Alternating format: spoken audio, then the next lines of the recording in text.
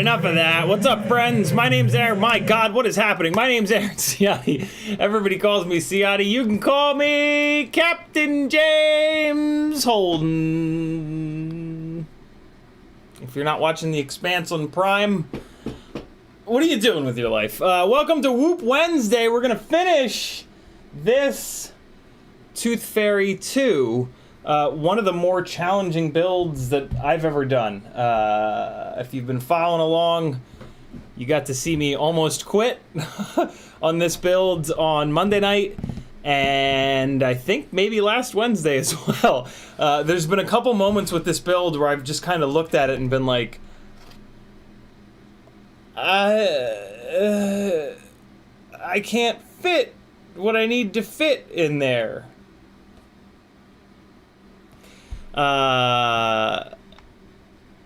You know, sometimes you got to get into the most challenging builds in the world. It's not the most challenging build in the world, but it is very challenging. I have prevailed, though. I spent like, oh god, I spent probably 5 or 6 hours yesterday not streaming, just focused on it, in the zone, and I was able to figure out where to put everything. There was a funny moment, though. Like, I'm building it, figuring out where to put stuff, I was probably like a sum total of like 6. So I put about an hour in on the first live stream, another hour in on Monday. So I'm at a point where I'm probably like a sum total of 5 or 6 hours into it. And I have everything all planned out, and I'm like, all right, great. And then I'm like, oh, I gotta fit a Crossfire in here somewhere. I gotta put a Crossfire Nano in here somewhere. There happened to be a good spot. I'll show you later. But yeah, this is a, you know, if you're gonna build Toothfairy 2, here's what I'm gonna say. Build it with either an AIO or the FPV Cycle Darwin stack. Although, according to Bob, the Darwin stack barely fits. This 20x20 setup barely fits as well. So realistically, I think it's an AIO build. And then do it with DJI for both video and your transmitter link. That's really, like, it's just tough, man. There's just not space. There just isn't space for anything. I'm going to give you a couple of build tips later. I think you should run the battery pads forward, and then you've got a nice space behind the camera for your capacitor. And then that's kind of it. Like, it's, yeah, man, there's not a whole lot of space in there. It's a tight little build. But it can be done. Especially if you're on, if you're not on DJI, I don't really see a reason to build it. It uses the rear, it uses the Vista as the rear standoffs. So if you're not on DJI, I don't know why you would build this, to be completely honest. And if you're on Crossfire, I don't know, man. I was able to put the Crossfire Nano up where I'm suggesting that you guys put the capacitor, because I was somehow able to fit the capacitor behind the 20x20 stack. If you put an AIO in it, though, that's going to be bigger. That's going to be 25.5 by 25.5 rather than 20x20. I really, yeah, I don't know. I don't know how you would fit everything in here. One of the things I really do like about it, and the reason that I kept going with this build, and the reason that it has potential to fly a little bit better than the CineXplorer, is that Bob used 4mm thick, 4mm thick arms, whereas the CineXplorer has 3mm thick arms.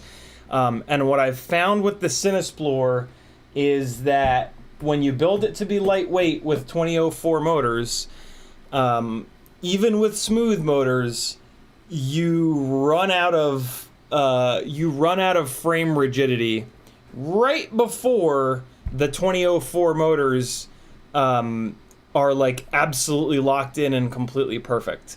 I think that if you build it like Matt McConnell did with the FPV Cycle 2303, 2304, whatever the hell they are, you know, the Pancake 23mm motors, I think that'll help with that. And I think, but these motors are quite a bit heavier than the 2004s. There are 2004s that are 14 grams, whereas those 23mm Pancake motors are 17 grams and some change. And it's a little, those are a little bit, in 2004 is the perfect motor, in my opinion, for the CineXplorer, for a CineWhoop that's lightweight and that's going to be carrying a full-size Hero 8 or 9 or 10 or whatever. So, yeah. There's some thoughts. Looks like I'm getting dropped frames. That sucks. Come on, YouTube. Are you kidding me right now? You know, for a platform that takes 30+% of your money, sometimes it's not all that stable. In the chat, Imp FPV was first, Zach Lothamer was next, Paul McDonald, Chris Mel, I could fly here FPV, Dan 636, Flesh FPV, Northern Tier, Wam, Athix, Chris Mel, Grizz FPV, and Rick Canady. Is the stream working?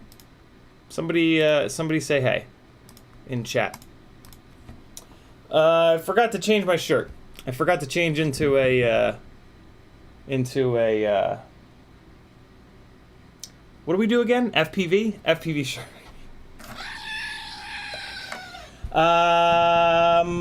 This is also a Q&A stream. All right, there you guys are. Cool. This is also a Q&A stream, so if you have any questions, drop them in the chat. If you want to talk directly to me in the chat, all you got to do is type CiottiFPV. That will light up an orange, and I'll know that you're talking to me. If you don't type CiottiFPV, I'll assume that you're talking amongst yourselves. The folks in the chat are amazing and very knowledgeable, great pilots, great human beings. So, yeah. OG folks, if you see somebody new that posted a good comment and forgot to tag me, or just chose not to tag me, feel free to copy it, paste it, tag me, and let's talk about it. But, admittedly, tonight is all about finishing this rig.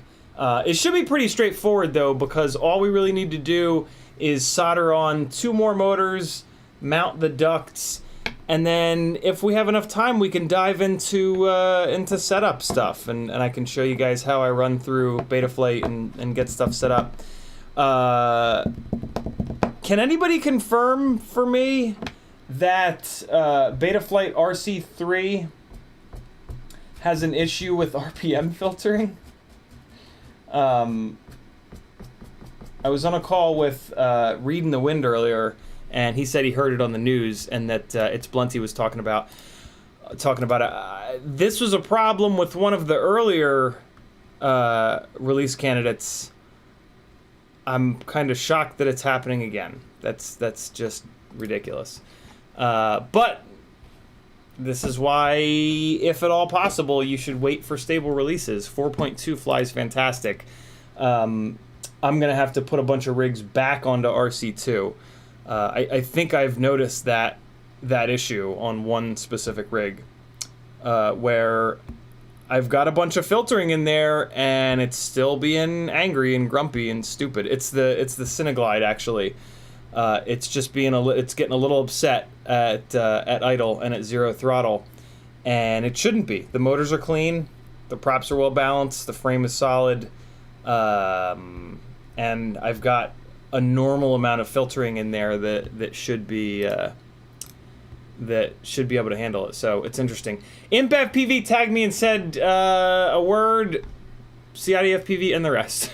Zach Lothamer says evening. Grizz FPV says, damn it, I'm late. Sub Collective, can't find a glide anywhere.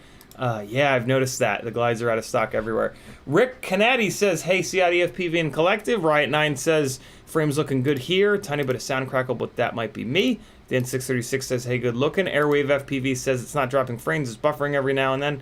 Now and again. Danzilla the Terrible says, good evening. Riot9 says, you ever look at your videos and think, do I really do this? Shit, that's crazy. Yeah, I do. It's pretty wild. It's a pretty wild ride. I was contacted by an amazing photography and videography company that specifically does really high-end Indian weddings earlier today, and they have booked me for this Saturday.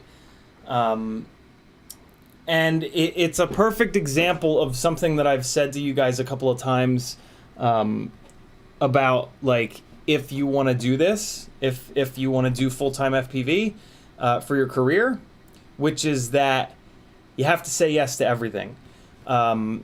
Maggie and I were actually planning on driving down to Florida to see my parents again this weekend. Sort of impromptu. We were just gonna. We have an air mattress on the way, a twin air mattress, which will fit perfectly in the back of her Toyota Highlander. So we were just gonna like sleep in there and just do like a quick little trip. But this gig is Saturday, all day, and yeah, gotta say yes to everything. I was kind of on the fence about it. I got a bunch of info out of the guy. It's an incredible opportunity. So this guy's business is being followed around currently by Bravo. They're shooting a documentary about him. Actually, no, by him and his wife are being followed around by a Netflix documentary crew, I think is what he said. The couple that's getting married is being followed around by Bravo right now for a different documentary. Actually, I don't know if it's a documentary, but yeah, so there's going to be 2 professional film crews there. The money is admittedly not great, but there's an awful lot of exposure bucks on this gig. The money is totally fine. I'll be making more money than we would have spent in gas and food and whatnot. But yeah, it's all of this is really kind of about exposure. And the other really exciting thing is this is sort of going to be a little bit of a job interview.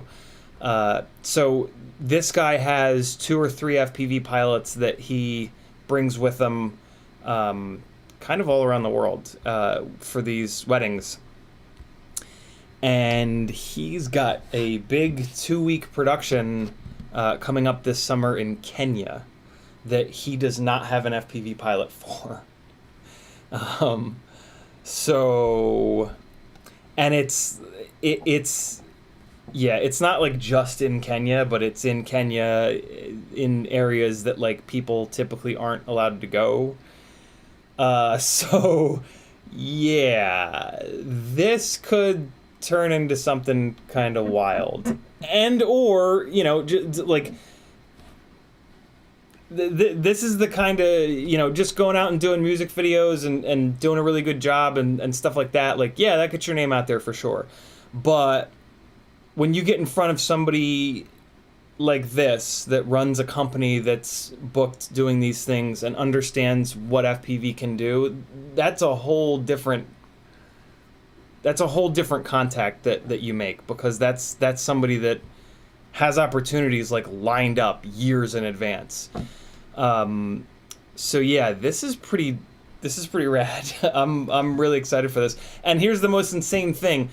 This wedding on Saturday is at I guess I shouldn't say where it is, but it's within walking distance.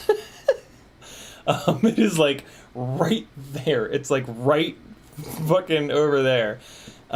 So I mean, that doesn't really matter, but it's just hysterical that it's at this spot that is like, for me to get there, I go out of my apartment complex and I turn at one light and that's it, and then I go like a quarter of a mile and I'm there. So kind of insane. But yeah, it's funny that this so after I talked to the guy, I told him, I'm booked up, but there is a chance. Let me get back to you. I also might be able to find somebody for you that can fly in my place. So I called Maggie and I just kind of explained the situation, and she was like, "Well, you're going. You have to go, of course." And I was just like, "Okay, yeah." Yet again, you're the perfect person in the whole wide world. So yeah, it's and then I called him right back. I was like, "Yo, I'm in. Let's do it." So huge shout out to Maggie for just being amazing. And I mean, just, we had more of a conversation than that, but like her initial reaction was like, "Oh yeah, you're doing it for sure." Like, not even a conversation. I'm like, "Oh wow, she totally gets it. That's just the greatest thing ever." And I mean, one of her points was so true, which is that, I'm I'm building this career for both of us. You know what I mean? So like, and this was like an impromptu trip, right? Like this wasn't like a trip to the fucking Maldives or something where like we got passports and have like non-refundable tickets and blah, blah, blah, blah, blah, blah, blah. This was just like a random little kind of thing. I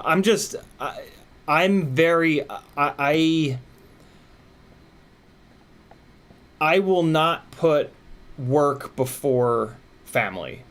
I've always kind of had that, and when I worked in corporate, my managers always hated that. Now that I'm doing this thing for myself, it's a little bit different, but still the same. Like, if I'd called Maggie and she'd be like, "Oh man, you know, I was really looking forward to going," or something like that, it would have just been like, "Done. Sorry, I already told him I can't do it. I'm booked up. It is what it is." But yeah, she's amazing. So, but yeah, there's some feedback for you guys. It was just like a situation that kind of called back to what I've been talking about, and I know you guys love to hear about gig life and set life and whatnot. So I always try to talk about that as much as I possibly can, because I really do think that there are going to be a lot more opportunities over the next couple of years as more and more people learn what FPV is, and it pays really well, and it's very, very fun. It's very, very stressful, so it's definitely not for everybody, but I think it is for a lot of you guys. Like, if you can fly hard freestyle, you can handle this. So keep your head down, keep flying, keep learning, keep working, and if nothing else, some really lucrative side gigs could come your way. Doing this full time is a big step. I got pushed into it by the pandemic. I would not recommend jumping into it the way that I did. I would definitely recommend doing it the way that everybody says that you should, you know, turn a hobby into a full-time job, which is that you continue to work hard at your regular job, and then you spend as much possible time as you can on the thing that you love, nights and weekends. And then when you get really good at it, you start booking gigs. And once you're making the same amount of money on the thing that you love as your day job, that's when you switch over. That's the right way to do it. Getting laid off from your job and just launching into FPV full time ain't the way to do it. I speak from experience. So don't do it like that unless you're a maniac. I don't know. I guess I'm an example of the fact that you can make that work. Although, you know, I got into FPV a long time ago, and I put tons of time and effort in. So even though I wasn't making money when I got laid off, I was in a really unique position to kind of make this thing work. So, yeah. Let me get caught up on chat here, and then we're going to start busting out some work on the Toothfairy 2 to get it finished up. Actually, instead of that, let's do a little bit.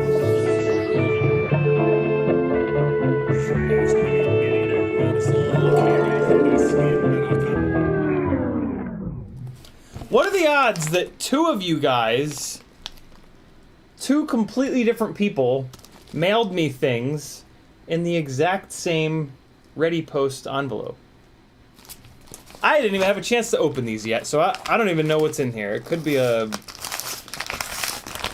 hand grenade. I don't know. Let's take a look. This one here is from Jeff. I'm just gonna say Jeff. Jeff from. Can't read Jeff's handwriting. Blandford, Massachusetts, maybe. Let's see what's in here. Oh, this is from D-Quad. Oh, cool. So this is from D-Quad. This is the new Mini LRX. I'd made some suggestions on lightening up the arms and a couple other little things. And man, D-Quad just... Also, lightening up the arms and isolating the stack mount from... the stack mount screws from the arm mount screws, and they made the changes and had one cut and sent it to me, which is super cool. They've also got a different base plate design here that they'd showed me that I wasn't allowed to share. See how it's kind of cut out there? There's a little bit of a, it's milled down a little bit, and then there's a little bit of a lip here in the center, which helps the arms lock in. Yeah, look at that. So let me show you guys. So this milled part here, you can kind of see it, and then that's going to help the arm lock in here. And then there's one outer arm lock bolt there for locking the arm down. And then of course the arms butt up against each other here. So you've got 3 points of retention, which is pretty slick. You've got the outer bolt, you've got the fact that the arms touch each other, and then you've got the milled center square here to really lock the arms down. I really dig that. I've not seen that before. And then these inner arm bolts, they go into this little pocket here, so they're not being vibrated by the arms. Very cool design. And something new and something different. That's pretty rare in the world of frames. You know, usually it's just kind of like the same thing over and over and over and over again, with different kind of cutouts. But yeah, that's pretty slick. Thank you, D-Quad. D-Quad is a Dutch company. The D is for Dutch. And you can check them out. They make some really cool stuff. This one here is from Paul McDonald. Let's see what Paul sent. Let's get rid of this. And I have a couple more things to show you guys, and then we'll get caught up with chat. Oh, hell yeah, Paul! Thank you, dude. Thank you. These are blueprints, blue TPU prints, not blueprints, for the Rossi. It's funny that you sent these now. For the Rossi and for the Razorback and for any other quads that I can try to figure out how to name them something from the Expanse. In the Expanse, what's that noise? Oh, it's crickets. In the Expanse, the ships all the engines on the ships all burn blue. So WAM FPV and Paul McDonald have printed me some. These are all the prints that go on the rear of the rigs. You know, like an engine. Speaking of, what amazing timing! I spent I put some time into the Rossi today. So this is the red Basher quad is what I usually call it. But from now on, heretofore? What's heretofore mean? I don't know. From now on, this is going to be known as the Rossi. I actually managed to get. So I put big old silver standoffs on this guy. These are 22 millimeter tall, 6 millimeter wide standoffs that I put on this thing. Since the Rossi is all gray, yeah, we got a bunch of gray on here. And then, so these ones that Juan printed me, I forgot to mention that I needed them to be, I forgot to mention that these standoffs are thicker. These are 6 millimeter thick rather than 5 millimeter thick, and they're hex. But I actually did manage to squeeze these on here. These TPU prints almost ripped, but not quite. I was able to put them in the. I didn't realize the TPU does stretch. I just rammed some pliers into the holes and pulled them out, and I was able to stretch the TPU pretty considerably. But I'm afraid it's gonna rip. Like it looks like it's about to rip. It's not happy on there. So it looks like Paul opened up the holes in these guys to 6 millimeter.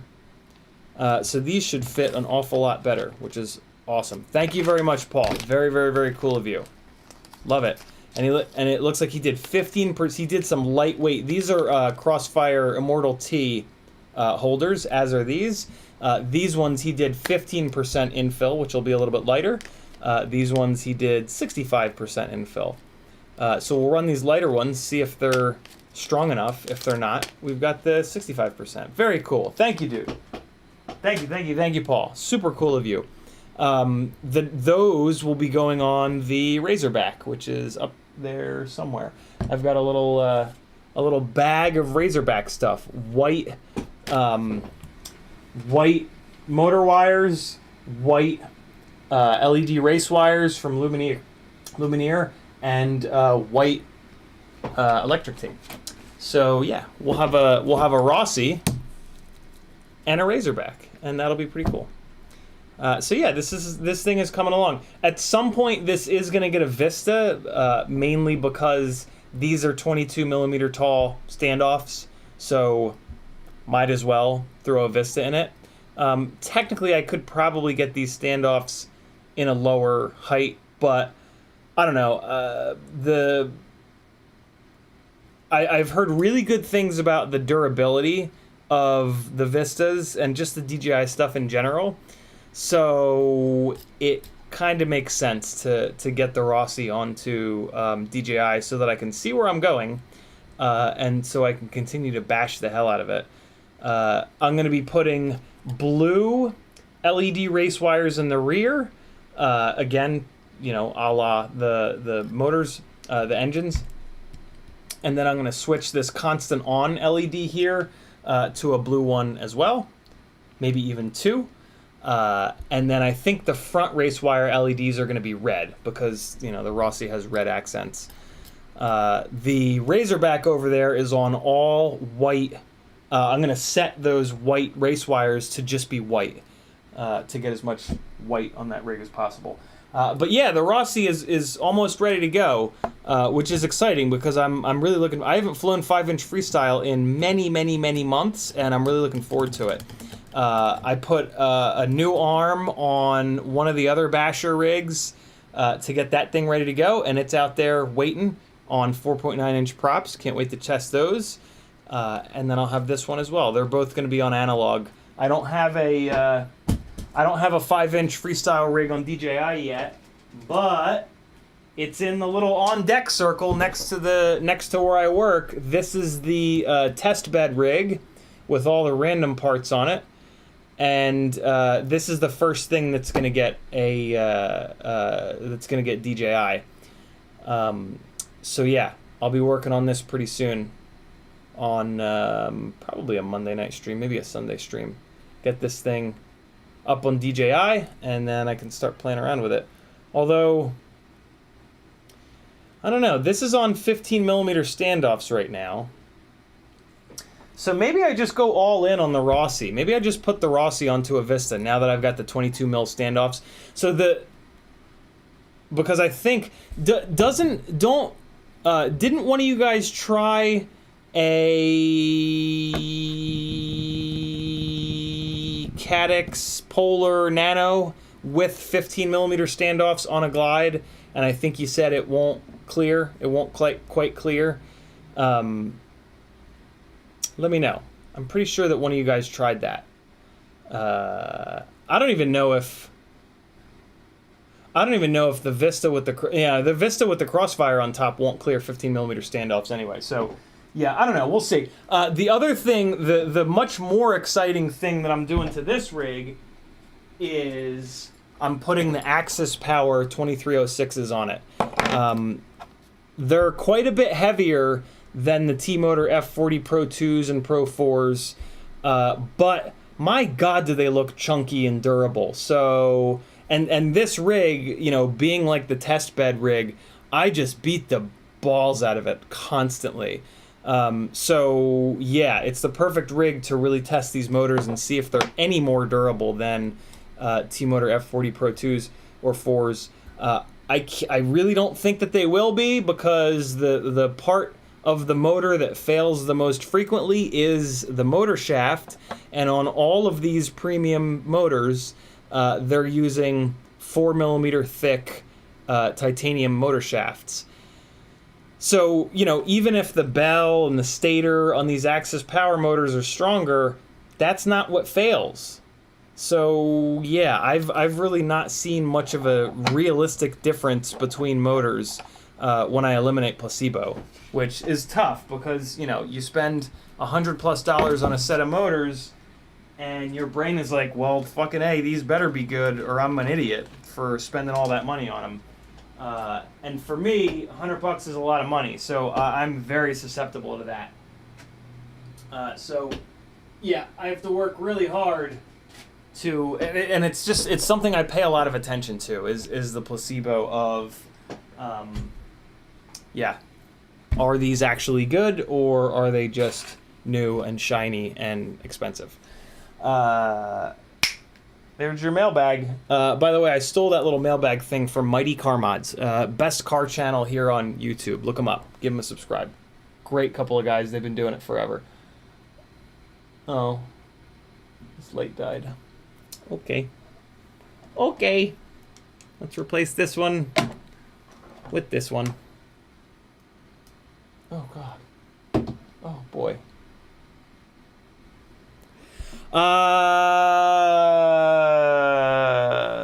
I think that's... Oh, no. Hey, speaking of... I did the mailbag the other night and unboxed all the thumb grippies.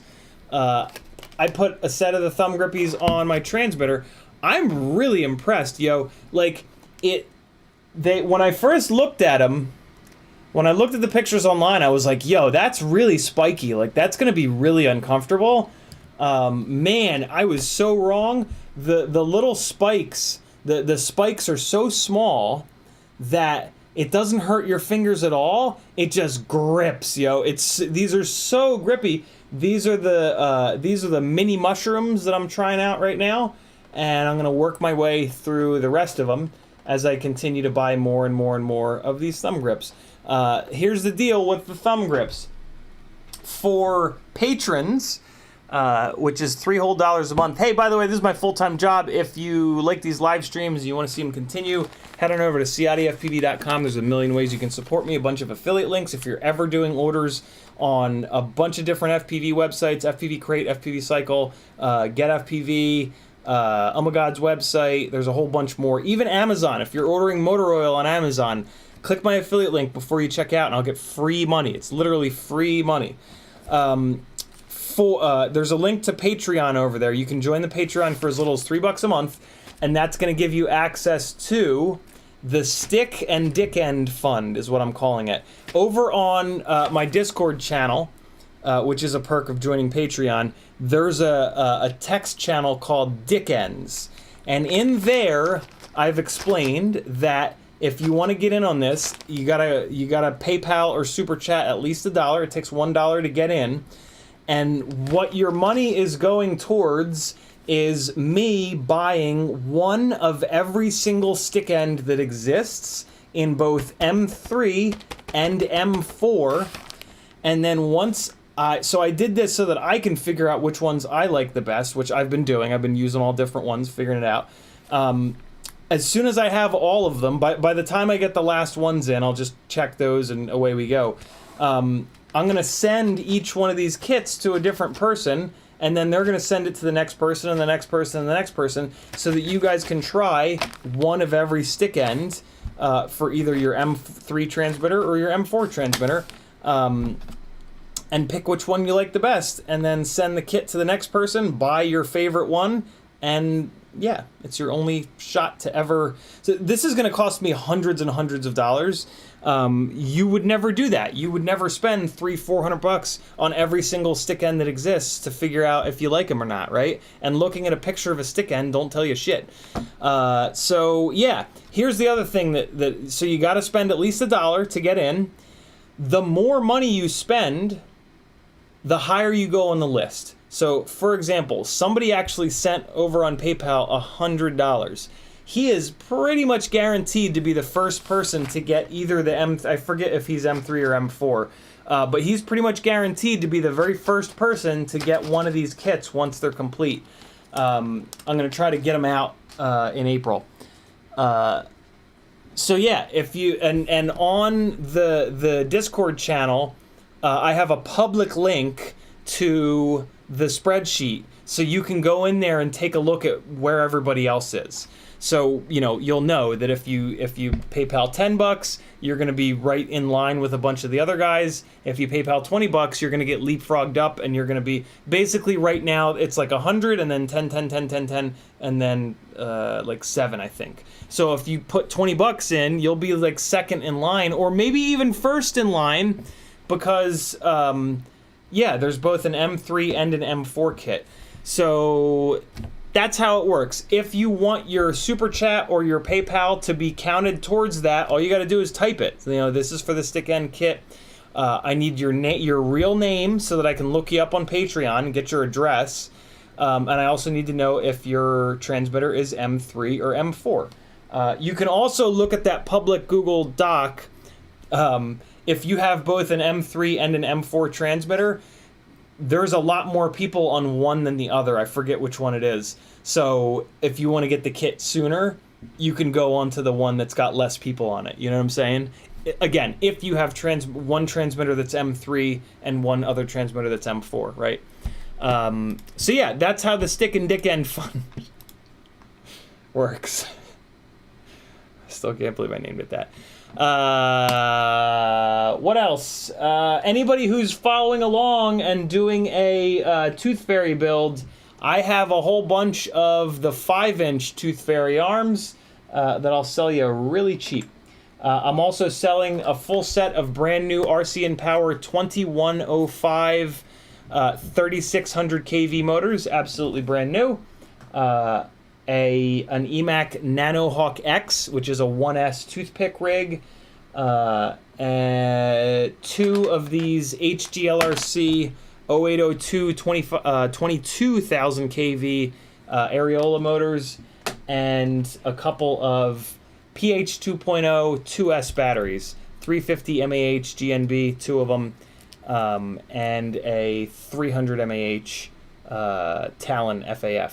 These are PH 2.0, so you can hook them directly up to a like a newbie drone, CineWhoop, for example, and get 2S output.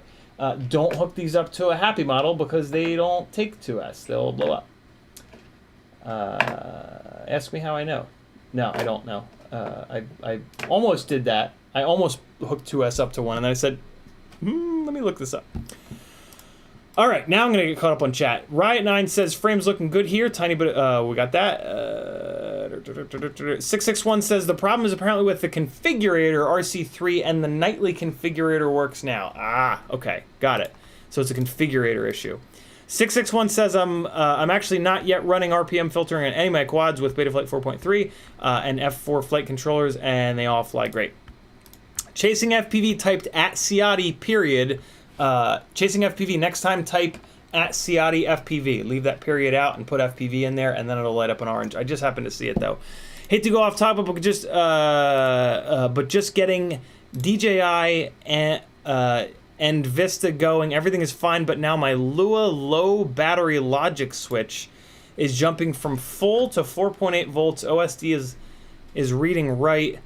On Betaflight, not Lua. So I don't use Lua script, so I don't even know what a Lua low battery logic switch is. Chat, can you guys help Chasing FPV out? Does anybody know Lua, what a Lua low bat logic switch is? I literally don't know what that is. Denzel the Terrible sounds like a shit ton of exposure bucks. It is. Den636 says, sounds like a fun opportunity, so excited for you. Thank you, dude. Greg Wogomack says, not Wogomack, Womack, says, I have a Jumper T16 Pro with Hall gimbals. What upgrades would you make to the radio? Are Radio Master parts interchangeable? Aren't they the same company? You know, I have no clue, Greg. I don't know anything about jumpers or Radio Masters or anything. I use old as shit FR Sky QX7s because I have gigantic hands, and the body of this transmitter is the only one that really works properly for my big long fingers. In terms of what upgrades to make, I'm a pretty simple guy. I mean, I tend to do some visual stuff just for funsies, some stickers and some other randomness. Hall effect gimbals are really the biggest thing. And then thumbsticks that you really enjoy. Although, let's be honest, the stock thumbsticks are completely fine. Wanting to get a super custom thumb grip is not going to really make you fly much better. It'll just make you feel like you've got the best possible setup, and that might make you fly better. So, but yeah, that's about it. I mean, there's really nothing that you need to do. There's nothing that'll actually make much of a difference, to be completely honest.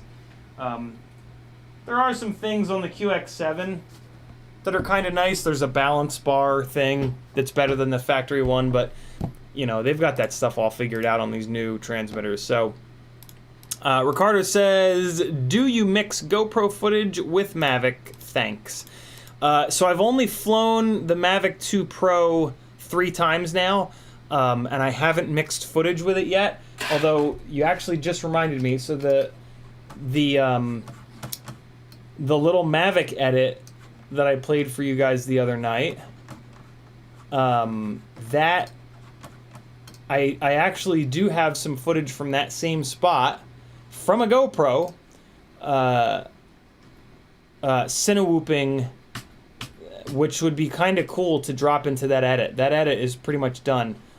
I just need to find it. I don't know what the hell. Oh, there it is. I'm on the oh, awesome. Cool. So I'm gonna pull this footage off of the Mac Mini, throw it on the laptop, and then I'm gonna mix in CineWhoop GoPro Hero 8 footage with Mavic footage, and we'll see. We'll see what we'll see how much of a nightmare it is to try to color grade those two against one another. This is super interesting. I'm looking at FPV footage from the same exact spot. Wow. This was a much nicer day here. Interesting. My God, what a difference. What a difference the camera rocking back and forth a little bit makes. The real answer to your question, Ricardo, is just, color correction. Like, whenever you shoot footage on two different cameras, two different sensors, really, there are going to be inconsistencies between the color profiles. And you just have to fix that in post. You just have to fix that in probably Premiere or iMovie or whatever you're using, DaVinci Resolve. And a lot of times you're not just going to be able to put one big blanket adjustment layer over everything and make your changes. You're going to have to do individual adjustment layers for, in this case, the GoPro Hero 8 footage and then the Mavic footage. But what you can more than likely do is just have those two. So you do it. You grab like a representative chunk of Mavic footage and a representative chunk of GoPro footage. When I say representative, what I mean is like footage that's not blown out, but it's also not too dark. It's kind of somewhere in the middle, so that you can use those adjustments for all of the Mavic footage, and then another set of adjustments for all of the GoPro Hero footage. So you make those two adjustment layers, and then you just copy and paste, and just bang, bang, bang, bang, bang, bang, bang, bang, bang, bang, and just keep putting them on top. I try not to. I already spend way too much time cutting up the clips and organizing them and sequencing them and putting transitions in between them and stuff like that. I could spend triple the amount of time on color correction if I really lost my mind, because that's what I used to do a lot of with photography in Lightroom. So I force myself to not. I force myself to just put one big blanket adjustment layer over everything and just be like, it's fine. If it gets, a little too dark or a little too bright, that's okay. That's what happened on the day. The GoPros are pretty natural in the way that they adjust to light changes. And, you know, the edits that I'm doing are just for my portfolio. They're not for paying clients. So it's not, you know, I'm not getting $100 an hour to do it, so I'm not going to go completely nutso and make it absolutely perfect, make every single frame absolutely perfect. So yeah, there you go. There's a bunch of info for you. YouTube just did the thing. Danzel the Terrible says, speaking of TPU, CiottiFPV, how do you suggest mounting Crossfire Immortal T antenna on a Cinesplore? Just use these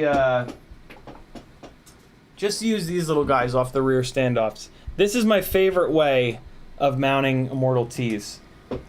It puts it down just low enough where it doesn't get hung up on anything. It's far enough away from the carbon where you still get good signal. The only thing that I don't like about this, and you can get these prints off of Thingiverse, or you can buy them from Brain 3D. Brian sells them. Actually, Pyrodrone also sells these. The only thing I don't like about this mount, and if this is a problem for you, you can just take these TPU jib-jabs and put them on the front. The only problem with this mount is when you're flying away from yourself, the Immortal T is banging right at you. So you get great signal flying away from yourself, but then if you turn around, you put the battery and a little bit of carbon in the way of the Immortal T. So when you go out and you turn around, your signal is worse coming home. So you got to be a little careful. This is not... Putting it on the rear here is for freestyle. This is not for long range. This is not for going 5 miles out, because there's a chance that if you go 5 miles out with it back here and then you turn around, well, you'd be going out and then turning around. There's a chance that it's going to fail safe. If you're going for long range, you're going to just put these little guys on the front here, and it's going to be the same thing. It's going to be out of the way of the props. It's down below the propellers, so all of the thrust from the propellers is pushing the Immortal T down and away, so that it doesn't get all jabbed, mangled up in the props. So yeah, this is my favorite. Freestyle, put it on the rear. Long range, put it in the front. Profit. Are the kids still saying profit? Probably not. Maggie's in the house. How are you, my lovely? Right 9 says... Okay. Got that one. Denzel the Terrible says, all right, we got that. Frank Nicholas dropped in the link to CiottiFPV.com. Thank you, thank you, thank you. Azalku says, what's in your backpack at the field? Oh, man, that would take hours. Easiest thing is just to think a lot of,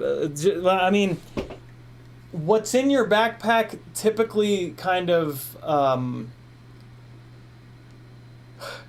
it like kind of grows. Like as you, that's what she said, as you fly more and more and you break stuff out in the field, you'll be like, damn it, I don't have a replacement antenna. And then you go home and you make it a point to put an extra replacement antenna in your flight bag, or you do an order and you order 2 replacement antennas instead of just 1, and the extra one goes in your flight bag, right? That's the best way to kind of build up your flight bag. Let the failures that happen and the shit that breaks in the field, let that drive what you put in your bag. So basically, yeah, when you come home, if you have the extra thing, make sure you put it in the bag. Or when you come home and you do an order to replace the broken thing, you don't just order 1, you order 2. Or maybe even 3, because I really prefer to have stuff here, like an extra 1 of everything here, and then an extra 1 of most things in my bag. Not everything. Like I don't have like an extra ESC in my bag. I'm not going to swap an ESC at the field. But if I go on vacation or to like Rampage, for example, you better believe I'll have an extra ESC in my bag. So yeah, that would be the best way to do it. I have done a what's in my bag live stream. So if you go to my channel here and then you go to uploads to look at all the uploads. There's a little search field. So if you search for like the word bag, it'll find that, and you can see what's in the outside of my bag. I haven't gone to the inside of my bag because I don't have a camera that can look down on it set up. I would need to do like an Instagram live stream and use my phone or something. I will do it at some point. Maybe once, maybe when I move. We'll see. When I move, I'm gonna get a much better top-down camera setup. I'm gonna get the big-ass arm that Joshua has, because I think if I can get my desk here against a wall, I can mount that thing on the wall, and then it moves up and down, and then I think it also has an arm that comes out, so I think I'll be able to pull it down for this view that you guys are used to of the workbench, but then I should be able to bring the arm out, and then that'll look down, and then I can put like my bag and do like a little lighting setup, and then I can have a top down of the bag so I can actually go through it. Nothing groundbreaking. Just like I said, every single time that I would break something in the field, I would make a mental note. Okay, put an extra one of those. If I'm willing to replace the thing in the field, I'll put an extra one in my bag. Zach says, don't mean to be a pest, but sent a PayPal towards stick ends yesterday. I tagged you in Discord earlier as well. Just wanted to make sure you saw it. I did not see it, Zach. I am behind. I'm quite a bit behind. But I will definitely get you in there. I also have not been in the Discord. So, but you did the right thing. Yeah, perfect, Zach. I'll definitely get you on the list. I still need to buy all of the 533 stick ends, and I also need to buy any stick ends that you got. So the Dick Ends text channel is also a spot for you guys to put any stick ends that you want to see in the bag. I got all of them that are on RDQ, Get FPV, and Pyrodrone. But if you've got like a random smaller store somewhere that has a stick end that you haven't seen before, do me a favor, drop a link in the Patreon chat or the Discord text channel so that I can make sure I get it. Because I literally want to try to have one of every single one that exists within reason. I mean, if there's one that's a big dildo, I'm not going to buy that one. Frank Nicholas dropping the link to CiottiFPV.com. Thank you, dude. Airwave FPV says, I have freakishly long thumbs and I fly the QX7. Airwave knows what's up. June Loco says, you should build a newbie drone mosquito and rip indoors. Awesome AF. I have the 1.6 inch prop and the 2.5 inch prop mosquito frames. And I am going to be building those with the Mobula 7 AIO since it doesn't fit in any other Whoop frames other than the Mobula 7 Whoop frame. I will definitely not fly it indoors though. I'm not going to bang the props up and the motors up and the walls up.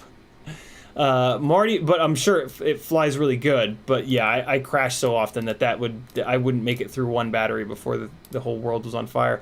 Marty says, I'm interested in the 2105 3600 kV RC and power motors. Let me know if they're still available, and if so, how much you want. Marty, make me an offer that I can't refuse. They're absolutely brand new. If your offer is close enough to what they cost, what they cost me, I'll almost certainly say yes. Fire me a message wherever you want. CiottiFPV on Instagram, Facebook are the main ones, but there's also Discord and Patreon and all kinds of other stuff.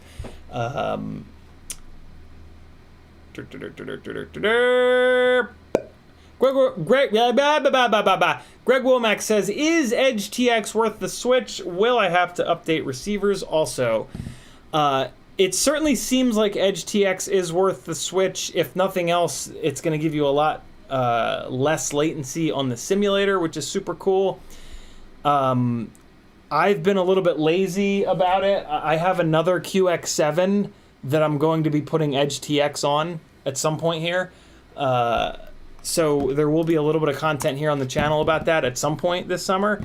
I don't know much about Edge TX, to be really honest, because I haven't put it on that transmitter yet to go out and learn. But it certainly does seem like it's worth it. I'm willing to bet that you are going to have to rebind and update receivers and whatnot I'm not totally sure though. Airwave says, I absolutely despise horizontal mounting. I guess we're talking about Immortal T. It's kind of the only way to mount an Immortal T in a durable, so that it's going to be durable and not be just chewed to hell if you're flying hard freestyle, which is what I typically fly. So yeah, it is definitely better to get. I mean, the best, and it's pretty easy to do it. In terms of signal strength, the best way to mount an Immortal T is off of the corner of your GoPro mount, because that way, whatever up tilt your GoPro mount is, in this case 30, that's typically how you cruise. You typically cruise, because you match your FPV camera to your GoPro up tilt. You'll typically cruise with your camera and your GoPro relatively flat, right?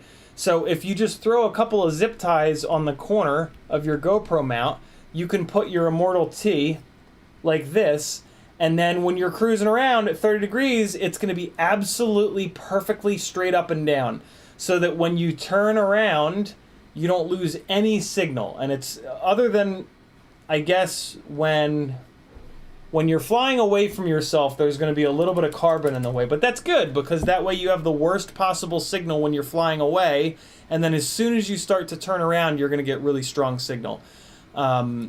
So yeah, that's really the right way to do it for long range stuff. But man, if you put that antenna there and you try to freestyle hard, you are going to go through an awful lot of Immortal T's, because yeah, every time you crash upside down, it's going to bend that thing. It's probably going to stick out the bottom a little bit. It's really a long-range specific way of mounting the Immortal T. I'm not a long-range guy, so you'll pretty much never see me kind of doing that. But if you are into long-range, you probably already know this. If you don't already know this, you should be spending some time on the Facebook group called Long Range Hooligans. That's where you're going to learn most of your long-range stuff from. The guys in that board are just total ninjas, and you'll be able to teach me a thing or two in no time. Freelojo dropping the link to Patreon. Thank you, dude. Marty says, I'll send a Patreon message about the motors. Awesome. Thank you, Marty. Cool. Caught up on chat. Let's finish the Toothfairy. Let me move some of this stuff over. Oopsie. All right. I was very tempted to do a GT7 stream today, but instead I was a good little boy, and I spent all of my time doing FPV stuff instead. But I did jump on there for about 20 minutes before one of my calls from Fiverr, and I managed to beat that Porsche race at the Nürburgring that I couldn't beat yesterday. So that was pretty cool. I got the car. The best I could do was third place. My God, the leader was still 12 seconds out. I don't know how the hell, other than maybe just switching cars. I'm trying to beat that race with classic old school Porsches, but the leader is in a 997, which is a fairly recent, pretty much full tilt purpose-built race car Porsche, and good Lord, he's just out. I think I might have to use that car in order to win, because there's a performance point limit on that race, so I can't just like crank one of these 996s or 930s up to the moon with a million parts and kind of cheat to win. So yeah, and I've already got them at the performance point limit, which is 650.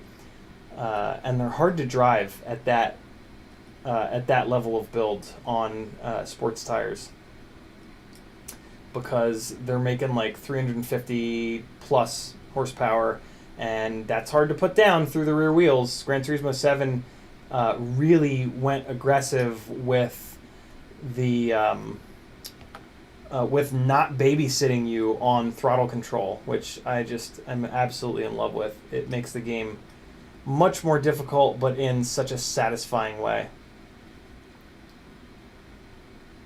All right, let me show you guys how the inside of this rig ended up.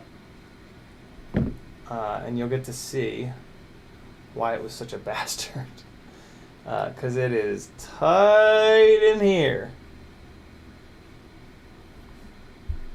It is doable though. If you're a ninja builder, which I feel like a lot of you guys are. I feel like a lot of you guys are very talented builders. You'll be able to do this. Fair warning though, it's a lot.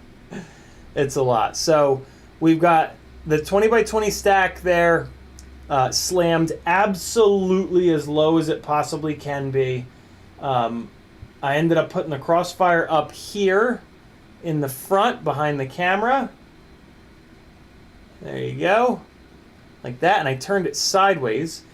And now for the Immortal T, I actually had to use the extended Immortal T. A regular Immortal T won't work. This, it mounts all the way back here, and then the crossfire is all the way up there. So I had to use an extended Immortal T. I had to go up over the Caddx Vista here, and then down under the ESC. I did that same thing with the DJI cable. I put the Vista so that the antenna is here in the back, in the corner there.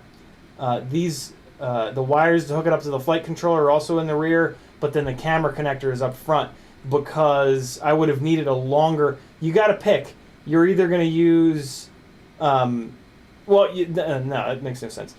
If you mount the Vista the other way around, you're going to have to get an extended camera cable. The regular camera cables are only long enough for you to mount the Vista with the plug in the front, the camera plug in the front. The side benefit of doing that is it just barely gave me enough room to put this capacitor here. This is a 25 volt capacitor because I'm never going to run 6S on this rig. And it is, I think it's 470. I think it's a 470. 25 volt 470 capacitor, and it is just barely, it's actually touching the Vista, but it's mounted directly to the pads on the ESC, and I had to cock it sideways like that too. So it's like really, really close, but it is in there. And then that's pretty much it. I had to run these cables up over top here because there's literally not enough room in between the flight controller and the ESC to put these wires. And then there's also not enough room under the ESC to send these wires. So these wires have to be up on top here. Yeah, man, this thing is jammed really, really, really tight. I niogeled the arms. I did not use the little shim because the little shim was hitting this stack, this and the other side, the stack mounting bolts. I don't know how you're supposed to use that shim. It doesn't really work, but that's fine. I just niogeled the top and bottoms of the arms, and we should be good to go. So there you go. That's what the build ended up looking like. It's relatively neat. I wish I could have gotten a little bit more neat, but there's just not enough room. It's a super tight build. So check this out. This is one of the cool things about this build. In the rear, what you do is on the Vista, you put M2 mounting screws that are too long, and then you run these nylock nuts on top. The thickness of the Vista and these nylock nuts is 15 millimeters, which is the same as these standoffs in the front. So then Bob has a couple of press nuts here in the top plate. So you put this top plate down, and that little extra bit of M2 is going to thread into these press nuts, and you're literally using the Vista as the rear standoffs. The only standoffs for this frame are 1, 2, and then on the other side 3 and 4. Really, really, really cool design. That's what kind of turned me on to this frame. During the process of the build, a number of things, admittedly, have kind of turned me off to this frame. One of the big ones is that everything is M2. There is no M3 on this build. And I only really care about that on the arm mounting bolts.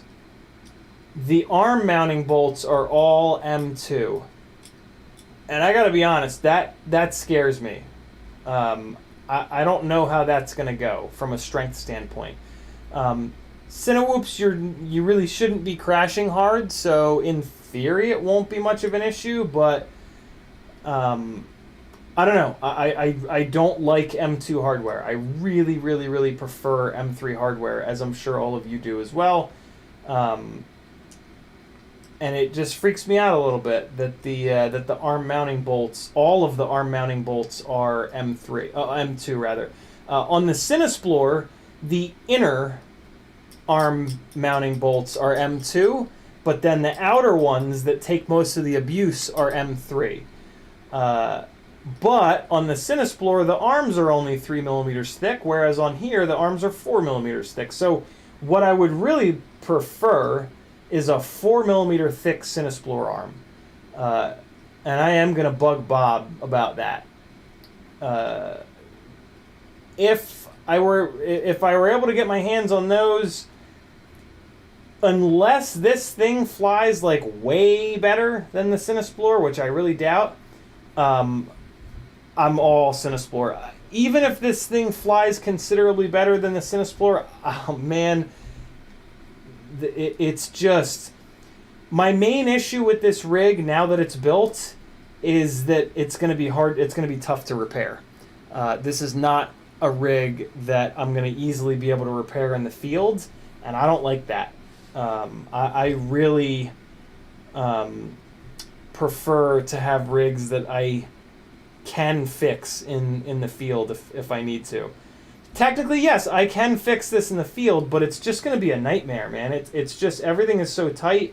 When builds are really tight like this, they're not just hard to put together on the first time, they're hard to maintain.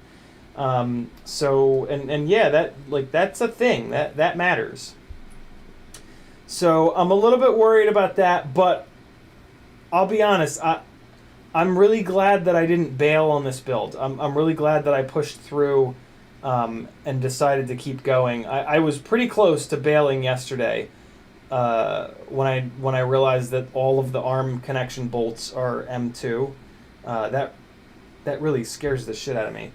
But I said, you know what? I got it all spec'd out. I have everything ready. Let's just do it. And we'll give it a shot and see how it goes. So here we are. All right, let's get this last wire here stripped, and we will tin these. I'm leaving a little bit of extra wire length on these leads. So in hopes that if for some reason, if at some point a 4-inch arm comes out for this frame, that maybe I'll have enough wire to reach. I doubt it, but yeah, it's a possibility. It's a possibility. And or I don't know. I don't have the 3-inch arms for this rig. Maybe the 3-inch arms put the motors out a little bit further. I doubt it, but maybe they do. And if they do, I'll be ready. If I ever take this thing off of the CineSplorer duct-specific arms here. Although, I mean, technically speaking, you can just pull the ducts off. Like, you can just take the ducts off and fly this and put tri-blade props on and fly this thing around like a regular 3-inch rig, which is really cool. I mean, there's nothing to stop you from doing that with a CineSplorer as well. But, you know, this thing has the 4mm arms, and, well, I mean, they both have DJI. I guess... Yeah, I don't know. This rig is really interesting. What the thing I'm going to be most interested in is what this rig weighs compared to the CineSplorer. There's a chance that this will be considerably lighter than the CineSplorer, and that's exciting, man, because lightweight CineWhoops fly way better than heavy CineWhoops. Way, way, way, way better. It's a big difference. But Erickson says, so for freestyle, better to go 2.4 ELRS anyway. The antennas are so much smaller and harder to destroy. I don't have any issues destroying Immortal T antennas. And for me, it's all about 900 megahertz. I will, yeah, I mean, most freestyling is done pretty close to yourself, but I'm not most freestylers. I love doing freestyle, but then going really far away. It gives such a cool sense of scale to your flying.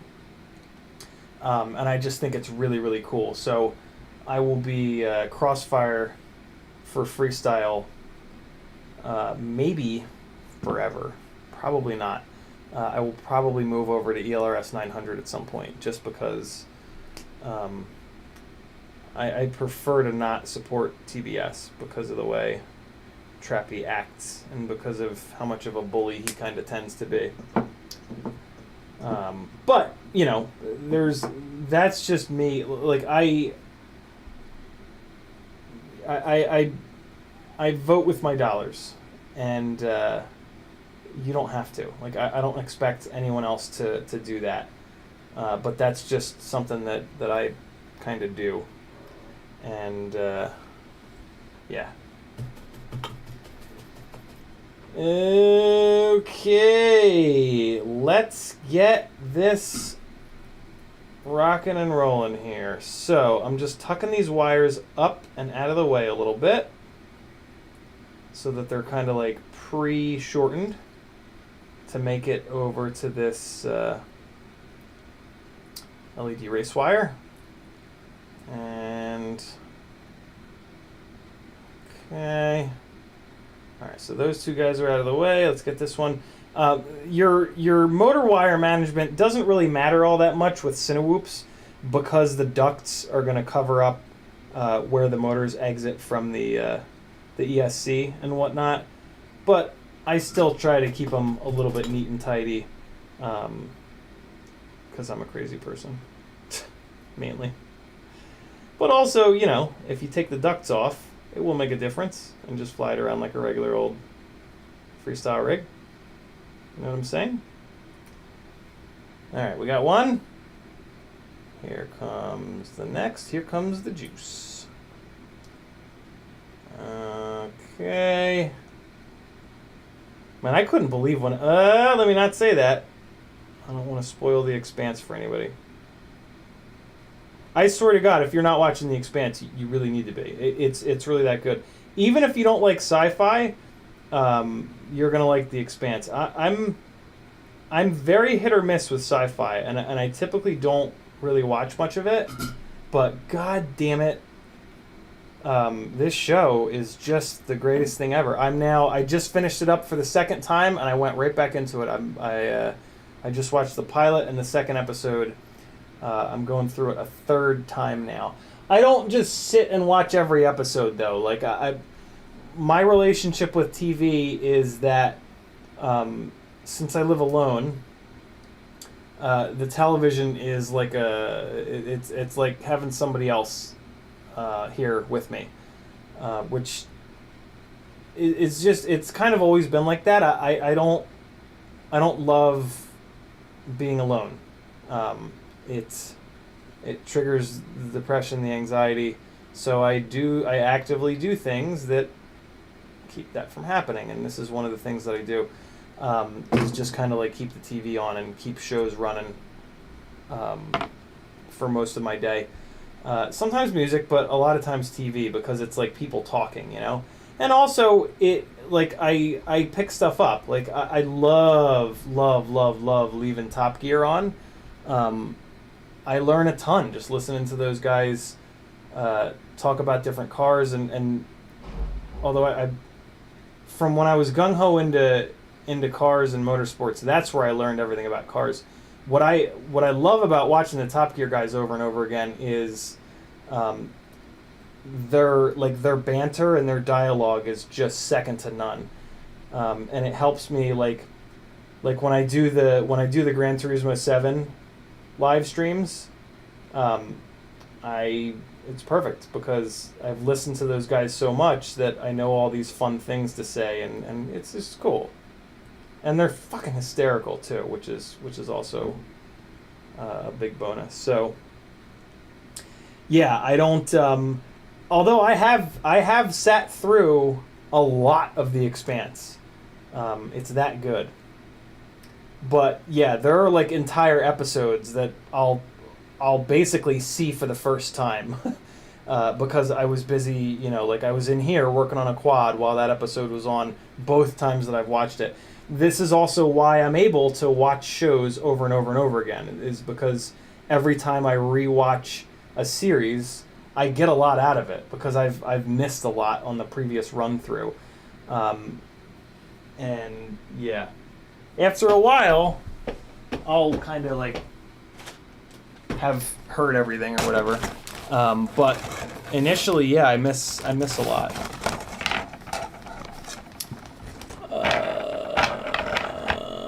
Fargo 252 is in the house.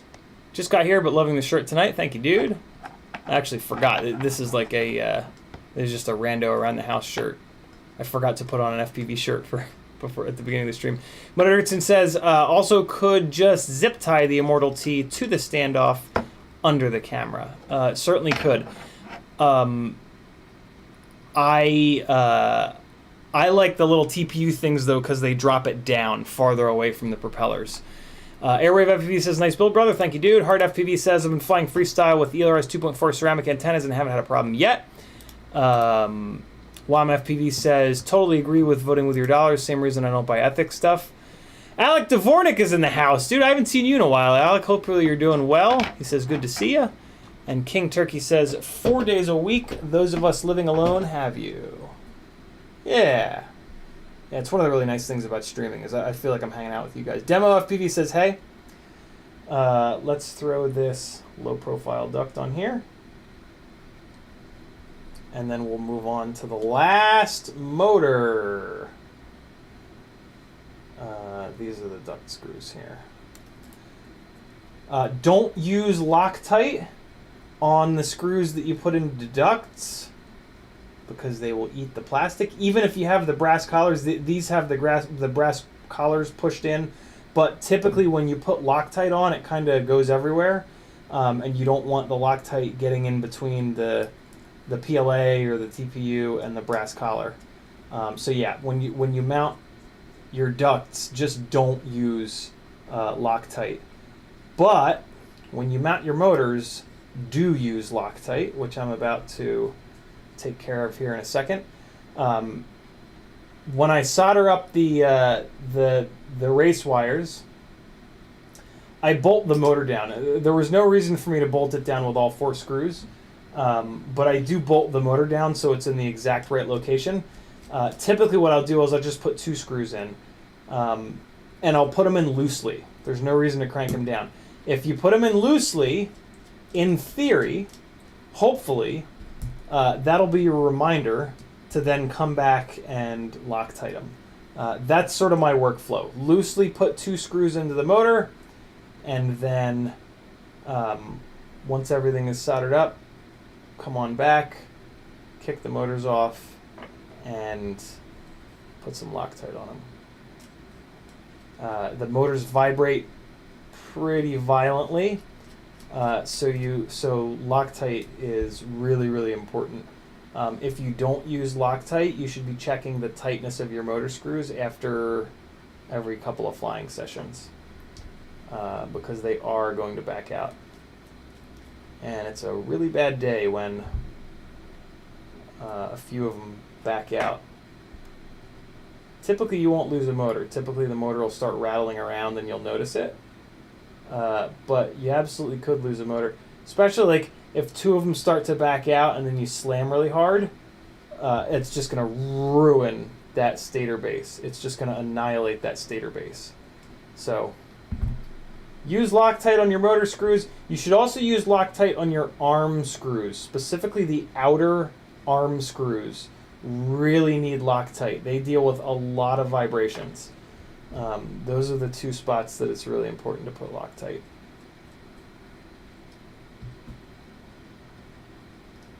Yarbs FPV says, family went on vacation without me, so it's me and the damn gangly man fucking with drones. Sounds like a pretty good vacation, Yarbs. Veritas Weasel says, I bolt my motors down so tightly with Loctite that those props been faster and violently like tassels on exotic dancers' pasties. And they aren't going to back out, so it's not a bad day. Jesus. Ram Donko says, I vow to never buy again from ... until I get the bits I need, CiottiFPV and all. Alright, almost done here. Cranking this last one down.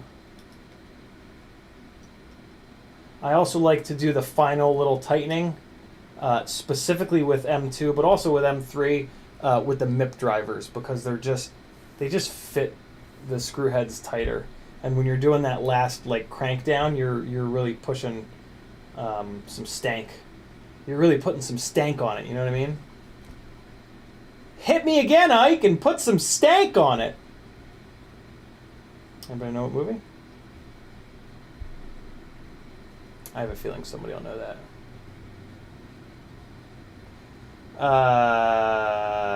What do you guys think about the slap heard around the world? Think it was fake? I'm pretty sure it was fake. I don't pay much attention to news, but a couple of people put like really good breakdowns of it on Instagram that I follow, of like how and why it's fake, like 4, 5, 6 specific things. I was like, yeah, okay, that seems pretty, I don't know, it was just kind of too perfect, you know. 43 emails in, Ram Donko says. I don't know what that means, but I'm down with it. Alright, so again, I'm leaving these a little bit long. Just going to tuck them back in here. I should not have put this duct on. This is going to get in my way of trying to solder this, but I have a feeling I'll be alright. Just come in at an angle here. And yeah, this will be fine.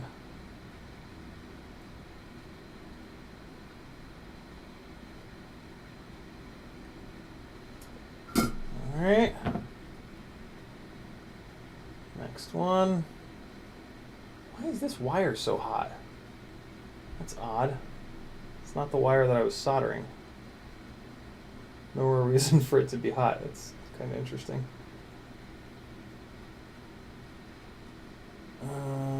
Okay, just getting these, keeping these kind of neat and tidy up in here. There we go. Alright, that's looking good. So again, I've talked about this in the past. I grab the wire with my tweezers, and I hold it against the pad, and then I push the tweezers down against the carbon fiber, so that it's at the perfect height. And then I do that one more time once the soldering iron is on it. So I'm holding the wire on the pad, I apply heat.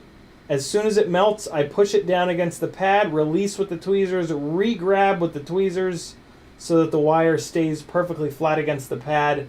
And while the solder is cooling, you're perfectly stable on there.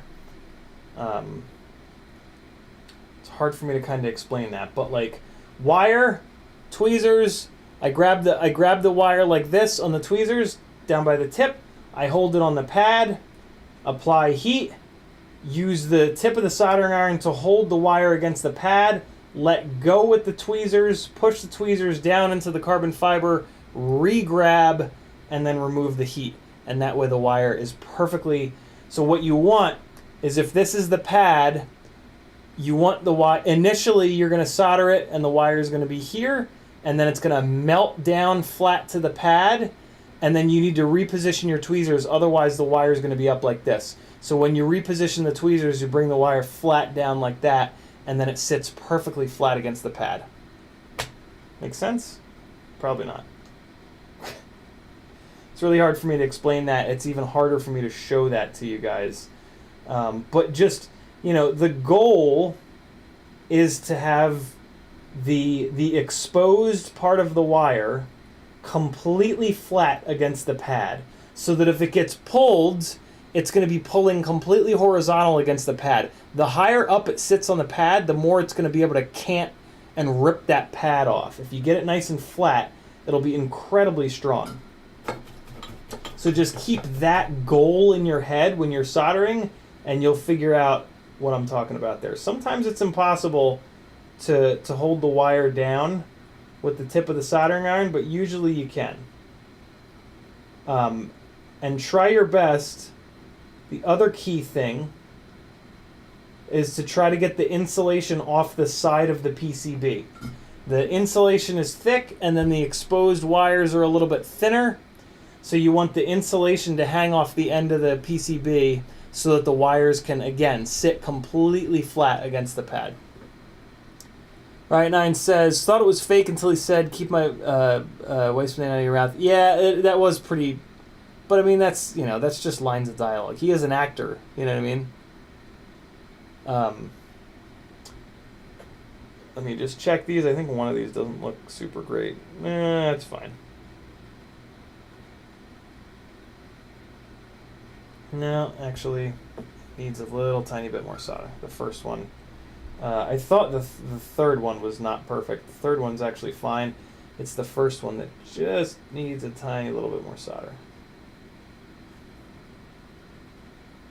Rework it real quick.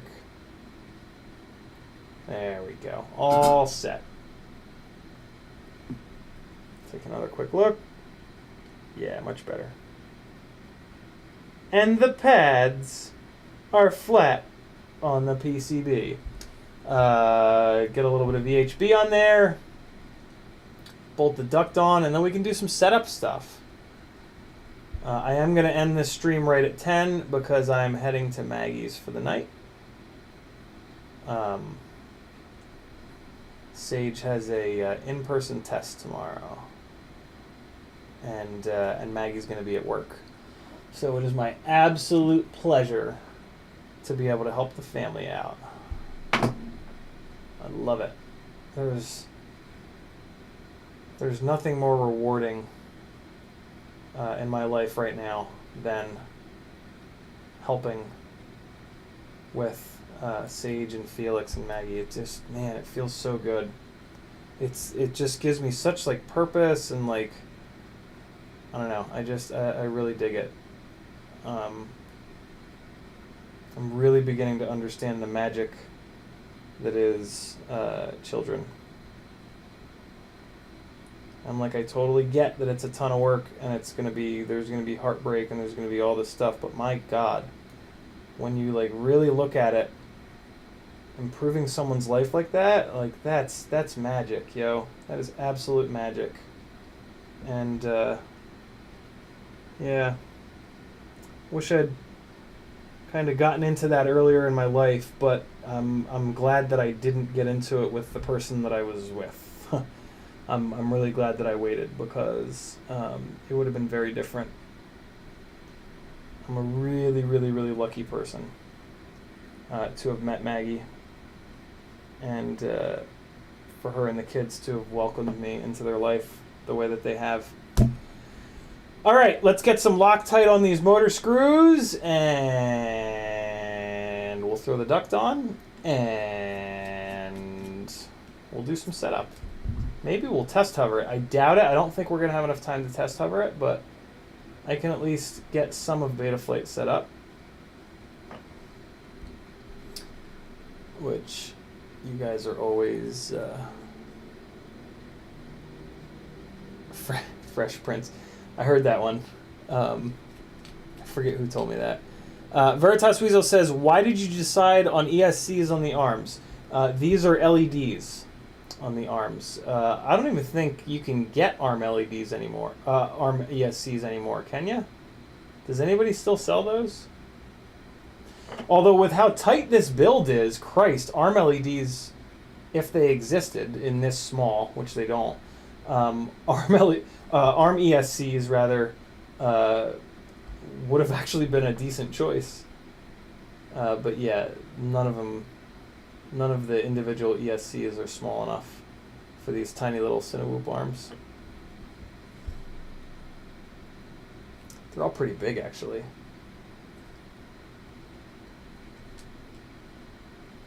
it was, man, it was so unreal to me that that people were still flying these like Mr. Steel builds as recently as like last year with individual ESCs. Like, jeez. Time to move on, folks. Just because one person is flying it doesn't mean it's better. It's actually quite a bit worse. Although what's interesting is seeing the comeback of individual ESCs with all these lifter rigs. But I mean, lifter rigs are not, they're not real. They're not real life. Those are the Matrix. Confirmed.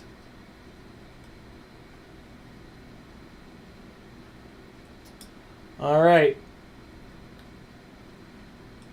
Even more reason with micros to use Loctite on your motors is that these stupid M2 screws, man, do they strip out. M3 screws, especially like socket-headed M3s, that you have to use a 2.5 millimeter driver on, you can crank and you can bury and loosen those things 1,000 times and they won't care. But man, M2s are not like that at all. You got to really be careful with M2s. They will betray you quickly. All right, this is looking good. Motor wires are out of the way enough. Tucked in a little bit here. Just trying to get this one to sit flat. A little bit more flat, I should say.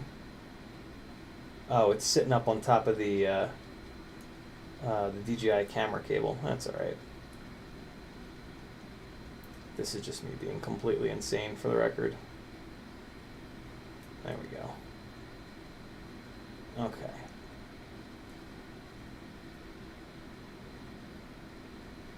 Get over there. Yeah, there we go. Ooh, that looks good. Now we're talking. You sit down a little bit. Yeah, there it is. Okay. And on we go. Look how, my God, this frame is so slammed that the ducts sit like way the hell above the top plate. It looks kind of silly, if I'm honest. Veritas Weasel says, the first wife was a placeholder for the Maggie. It takes a special guy to take on another family. Very cool. Yeah, you know, I've heard that a lot. I've heard, like, I mean, there's always the, like, ooh, don't, you know, don't do that. But, like, for me, it's perfect. And I mean, I don't know, it like, that whole, like, I don't know, there's so much toxic masculinity. It's really frustrating. Like, everybody's different. But, like, it's a great thing. Like, I don't know. Step families are hard, though. I know that. Maggie has warned me about that. But I'm down, man. It's a challenge that I am absolutely up for and looking forward to. And thus far, it hasn't been that much of a challenge. And there's been some, like, it's not been completely smooth sailing. Like, there's been some stuff that's happened already. And I've risen to the occasion, and I've enjoyed every minute. So no complaints from me, man. I'm really enjoying it. Although I am a little bit of a different case, right? In that, like, I don't have my own family that I then have to mix with Maggie's family. I can just kind of come in from scratch and be and like learn everything here. I was worried about this. God damn it. Why did that... Okay, if I rotate this up... Okay, there it is. There it is. So I can... Oh, man, that is tight, though. So what I could probably do, what I can definitely do is just swap the battery around. That's easy. But what I can also do is plug the battery in and then put it into the Velcro. You know what I'm saying? So I can just do that. And then what I don't like about this though is that the XT30 is kind of buried down there. But if I need to like emergency unplug it, I can just grab this and just yank it up and out. So that's actually fine. I will admit though, I wish that I had made an XT30 battery lead for this ESC that was a little bit longer. I used one that was already pre-made that I had in my toolbox that I was like, it'll probably be long enough. And in the back of my head I was like, it doesn't look like it's quite long enough. But the easy button is just to turn the battery around like this, and all is right with the world. Because I can just send this down here, and yeah, get that in there, crank that, and now I've got tons of space. And you know what? That's actually what I'm going to do. I usually don't like to do this because this wire will hang out in the airflow of the propeller, but look at that. It tucks in there like really nice. So that's actually, I'm just going to run the batteries like this on this rig. Awesome. So now let's throw the TPU on it, and that's it. This rig will be built. It is 9:42. I don't think we're going to do much setup. King Turkey says, with the cost of 4-in-1, I bet individuals will make a bit of a comeback. I'll be setting up a rig or two once I run out of 4-in-1s. I doubt it, to be honest, man. The individuals take so much abuse from prop strikes, and putting that extra weight out on the arms, it's just really bad for the performance of the rig. So I don't know. You won't see me running individuals. My very first rig ever, the original Baby Hawk, had individual ESCs, and I just hated it. It was really annoying, and yeah, it was hard to build, hard to repair, hard to maintain, and I went through a lot of them. My God, I was constantly swapping those things out, which was partly an Emax problem. But yeah, I mean, I blew a lot of them up on prop strikes. Like, they would just get annihilated by propellers. And I mean, like, yeah, you can just electric tape a piece of propeller over the top, but now you're adding even more weight to the ends of the arms. 4-in-1s at this point are so durable and so, like, you know, they've been around for a long time, so that we kind of got them figured out by now, which is really good because they're protected, you've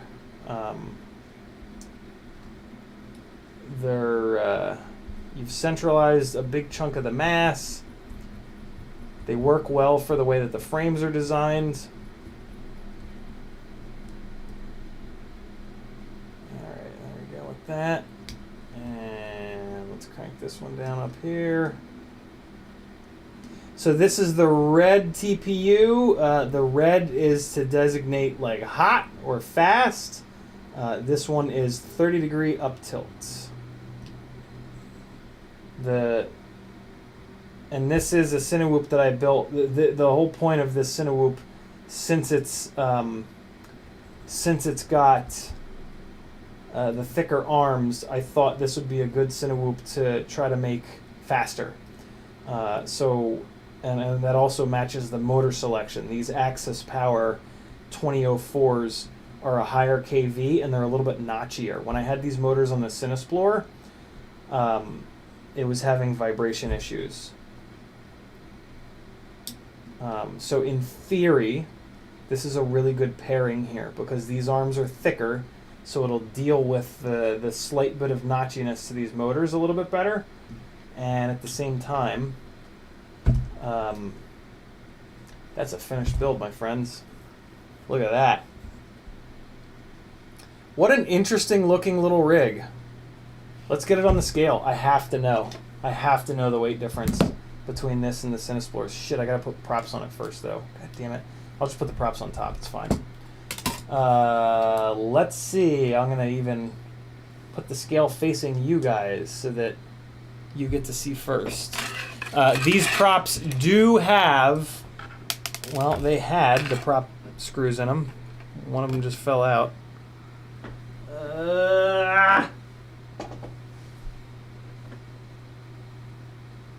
Where'd you go, little buddy? There it is.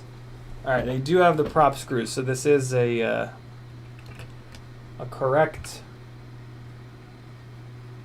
Oh man, you guys aren't gonna be able to see that because the rig's in the way. I'll let you know though.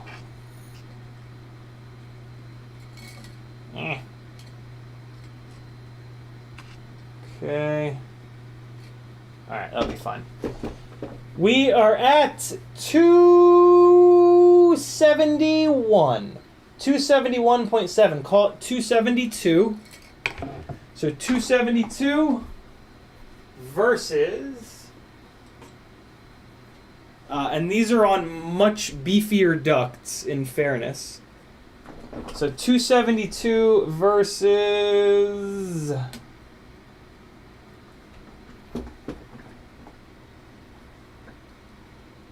293, so 20 grams lighter than this rig with the DJI in it. I was really hoping it would be more than 20 grams lighter. A chunk of that weight is the ducts. This is the analog CineXplorer, which is 264. 264. 264 for the analog CineWhoop. CineXplorer, rather. Wow, DJI really fattened this thing up. What the hell? Why is it so much heavier with DJI? What the fuck? Is that really? Is that a thing? Damn. So it's only 20 grams lighter. And it has lighter weight ducts. These ducts here are lighter weight than these HQ ducts. Toothfairy 2... as a CineXplorer, CineWhoop build, I would not advise. The CineXplorer frame, I mean, again, unless it magically flies way better, yeah. Also keep in mind that these CineXplorers have full TPU GoPro mounts, whereas this guy just has this little like G-string bikini style mount. So this mount is lighter and these ducts are lighter. Son of a bitch.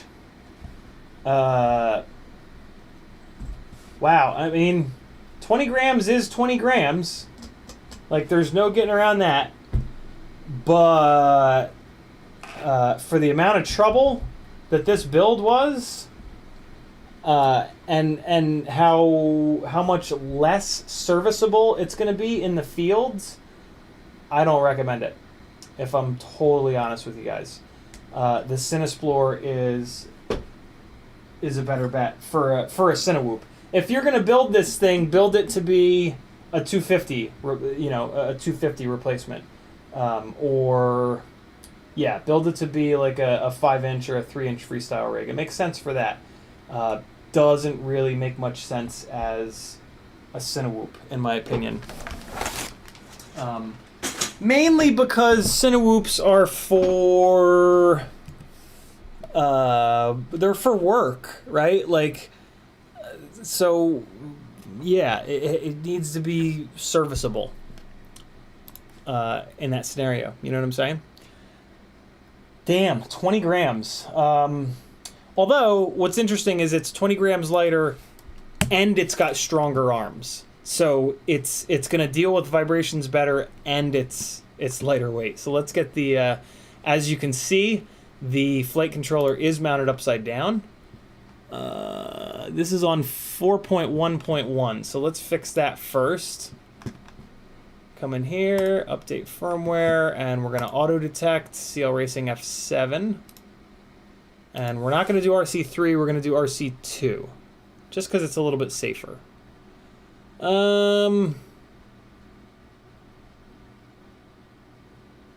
Yeah, let's just do RC2. It's fine. It's fine. Load firmware online. Flash firmware. Oh, thank God I don't have to hit the button for DFU mode. Oh, thank Christ. Because that button is not really easy to get to. Ramdongo says, FPV news was good this week. Jay Bird and Van O on set and plus plus. Jay Bird and Van O on set. I'll have to check it out. Journey Droid says there'll be tiny CiottiFPVs running around in no time. That is not the truth at all. That will not be happening. Jackalope knows what's up. He says, and Ciotti got to skip the diaper days. Yeah, one of the things that kept me away from creating little tiny people was that I just didn't think that I could hack it during the whole, like, if you screw up, they might die period. Sage is 16 and Felix is 11, so it's like, you know, they can exist here on Earth on their own. So I just get to, like, add to their experience on Earth, which is just amazing. Yeah, 2 is enough.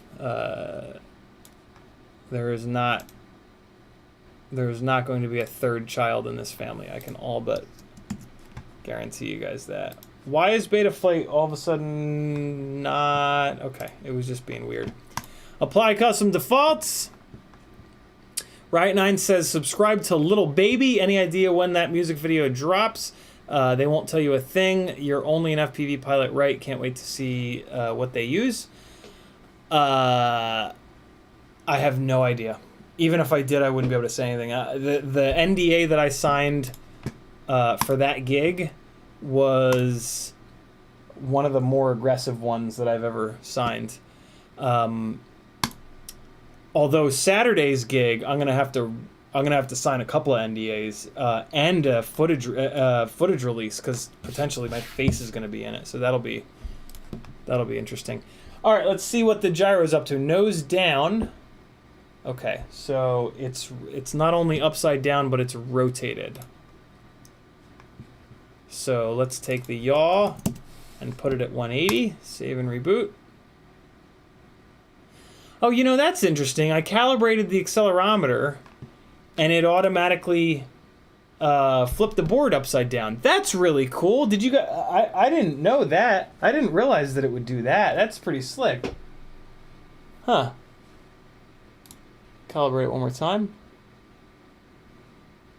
That is pretty cool. Huh.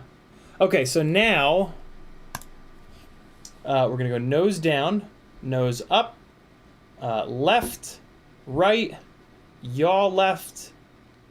Did it just yaw in the wrong direction? Yaw left. Wait a second. This is a mind fuck. It's yawing in the wrong direction. How is that possible? Hold on. Nose down. Wait, hold on. Get out of here. Go back in. Okay. Nose down. Nose up. Left. Right. Rotate left. Wow, what a mind fuck. It's yawing. What? Oh, it's because I calibrated it. It's because I calibrated it. I need to get it fixed here. So let's try roll. Let's try 180 roll. It either needs 180 roll or 180 pitch. Let's see. Nose down. Nope. Well, now I need to take the yaw out. hold on. 0 at the yaw. Okay.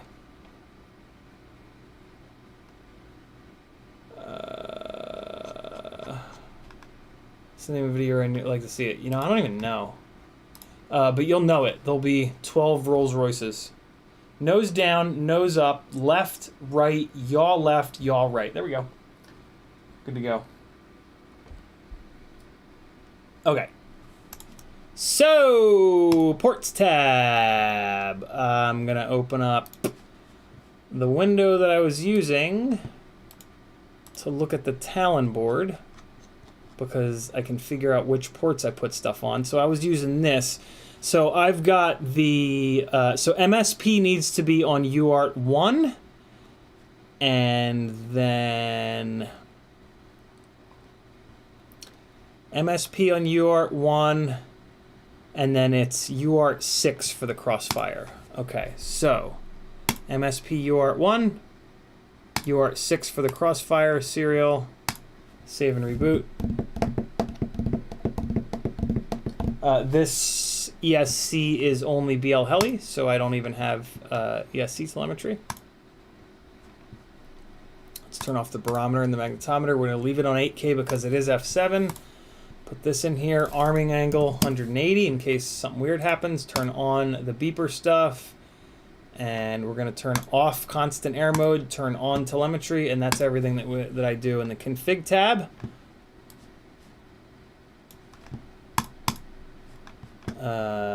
Power and battery we'll leave alone. Presets, this is going to be on Crossfire, so we're going to come in here. We're going to go to RC link, scroll down a little bit to TBS Crossfire 150 hertz. I have my Crossfire set on dynamic. It spends most of its life on 50 hertz, but I think that the smoothing on 150 hertz should be more aggressive than the smoothing on 50 hertz, and I would rather have more smoothing than less. I turn it on to cinematic here. I'm thinking about turning on, you know what, I'm going to start turning on ultra smooth cinematic because I really like the way that stick smoothing looks in the final footage. 661 can't wait for OpenVTX on MSP control. The VTX sends the VTX table to Betaflight. No more VTX tables. That's pretty slick. I didn't realize that. So that's presets done. PID tuning we're going to skip for the moment. We're going to put this to...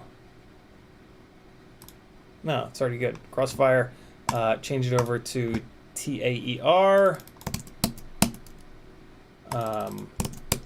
I might as well kick the transmitter on. I did bind the... I did bind it. I remembered to bind it before I put the top plate on. I was very proud of myself. It should come to life. Let's see. Crossfire's green. Hey, we've got sticks all the way down. Oh, that's interesting. So the so these thumb grippies are a little bit thick. So in the corners they hit on the trim ring, and like look at the yaw. See the yaw's only going down to 1079. But if I push the yaw all the way left, it goes 989. So that's fine. If I bring the throttle all the way down, it goes to 988. If I push roll all the way to the left, it goes to 989. If I push pitch all the way down, it goes to 992. So we're good on the stick low threshold of 1,000. Now we're going to go the other way. 2,000 on throttle, good. Push the yaw to the right, we've got 2011, good. Push the roll to the right, we've got 2011. Push the pitch straight up, 2011. So we're good. We can put the stick high threshold at 2,000. RC deadband, I always like to do 2, just so that there's a little bit. And then that's all I change in here. I got to do some reading to figure out these set point cutoff frequencies and the feed forward cutoff frequencies. Frank Nicholas says, killing our ears. Thanks. Sorry, dude. Strong RFI. Let's turn the power down on the Crossfire. That should help.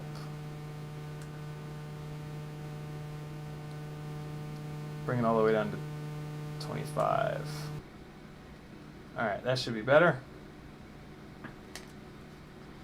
Although I can actually kind of turn it off now.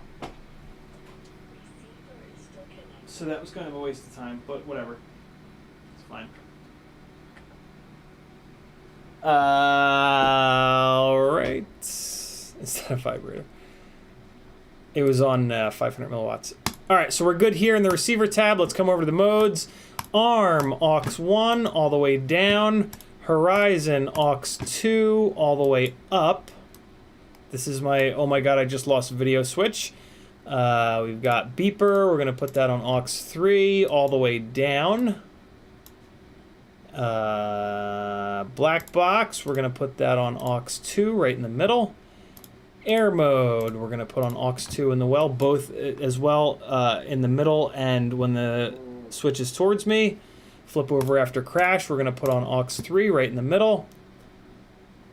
A lot of times I'll put launch control, but it's a CineWhoop, so although, I don't know, it's funny. Aux 2 in the middle is where I put it. And that's it. There's our modes. Motors! D-Shot 600 bidirectional turning on. And that's all we need to do here. Oh, nope. Balls. The humming should be gone.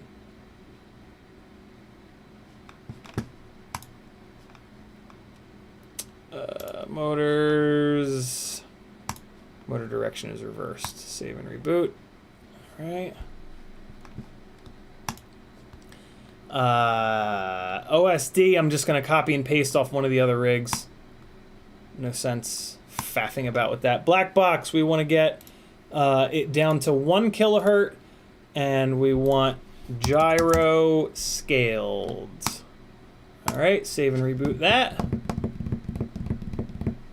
No humming here, Veritas Weasel says. Okay, great.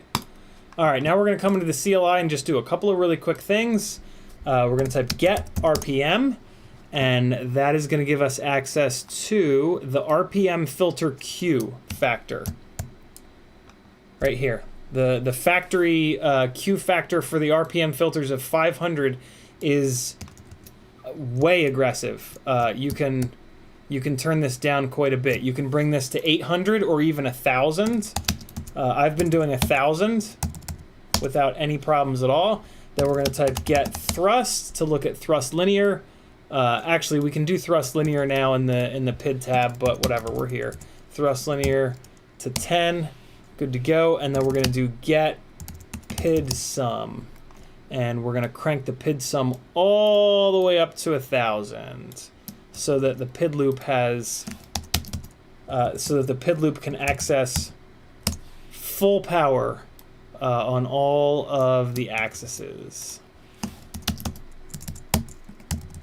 There we go. All right. It's only the RPM filter Q 661. The RPM filters are so accurate, and since they're only attacking the motor band, you can get away with a really high Q factor. If you want a little bit more leeway, you can bring it down to 800, and that'll still work really, really well. So I'm going to take a bit of a guess on the tune here. I'm going to go 40, 50, 45. We're going to go 90, 110, 100. D max, I'm going to go 50 and 60. And then on the D min, we're going to go with 35, and let's try 40. Feed forward. I am messing around with more feed forward lately, but I'm actually going to bring this one down. 40, 60, 50. Averaging, I'm going to put to 2 point, and then jitter reduction. 10 to 12 is good for cinematic. Jitter reduction, I'm actually going to move all the way up to 20. Jitter reduction has replaced the feed forward transition. I used to run the feed forward transition as high as it would go, so I'm being pretty aggressive with this jitter reduction. So far, it feels really nice. It's the jitter reduction is a form of stick smoothing, basically. iTerm relax, we're going to bring this down to 10, Anti-gravity, we're going to kick up to not 50, just 5. Dynamic damping gain 50, advance 50. Throttle boost we'll leave alone. Throttle output limit, let's bring it down to 90% just to get started, and then I can turn it up a little bit if I want more. Dynamic idle, I'm going to check in a minute. Thrust linear is here at 10. Let's save this. And we're going to come in here to our rates. And center sensitivity of 20. Max rate of 700. Expo of 0.7. Very aggressive on the expo to really smooth out and dull down the center of the stick travel. Throttle expo of 0.2, and the midpoint is usually around 40% throttle. Save that. Filter settings. We're going to take the gyro filtering and turn it all the way up, and we're going to turn off low pass 1, but we are going to leave low pass 2 on at 1,000. RPM filter, we're going to take the harmonics from 3 down to 2. The third harmonic is almost non-existent. We'll bring the D-term filtering up to 1.2 just as a starting point. Dynamic notch filter, we'll just stick with 1 notch. Yeah, 1 notch. We'll leave the Q factor alone. I am going to take this max frequency up to 700 though, because this is a smaller. It's a smaller propeller rig, and these are pretty high kV. Dynamic notch minimum. Yeah, we'll leave that at 150. That's fine. This is pretty much my starting point. Most rigs, you do these changes here, and they're just done. But sometimes you do need to dial them in a little bit. Yeah, this is...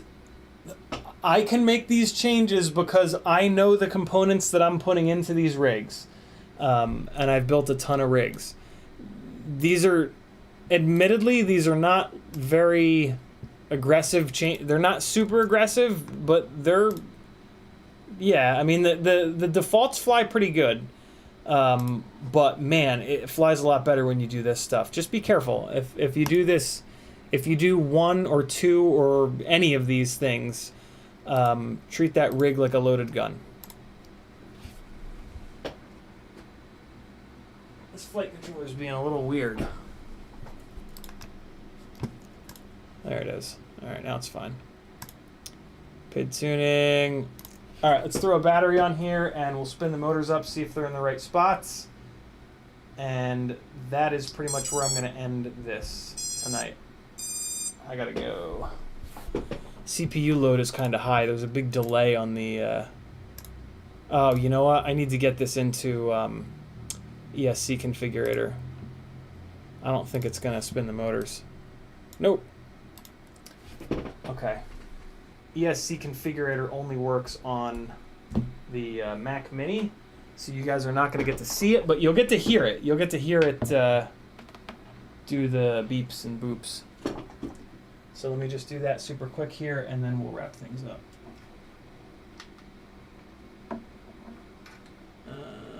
Okay, this will be quick. There we go, and giving it power. That big delay between the first and second beep, that means the CPU load is kind of getting high. All right, connecting to esc-configurator.com, clicking read setup. Come on. BLHeli S16.7, we're going to go to flash all. We're going to change the firmware from BLHeli S to Blue Jay, leave the CH40 ESC, select version 0.16, select PWM frequency 4.8, flash. Give that a little bit of time. Hopefully the Vista doesn't catch on fire. Speaking of the Vista, we might as well get that thing bound up to the goggles. To the DJI goggles. Look how fucking fancy I am. Yeah, you guys are dead on the money. These changes work for clean builds with like known that are known to be somewhat Smooth. Trouble-free. Oh shit, one of the ESC channels is not showing up. That's not good. What the fuck is that about? Let's try again.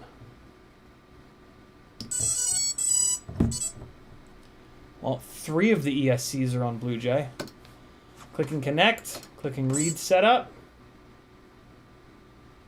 Oh, farts. Are you kidding me?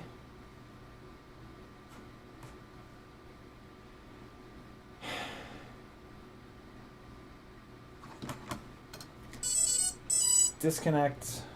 I'm gonna pull power. This is the build that never ends.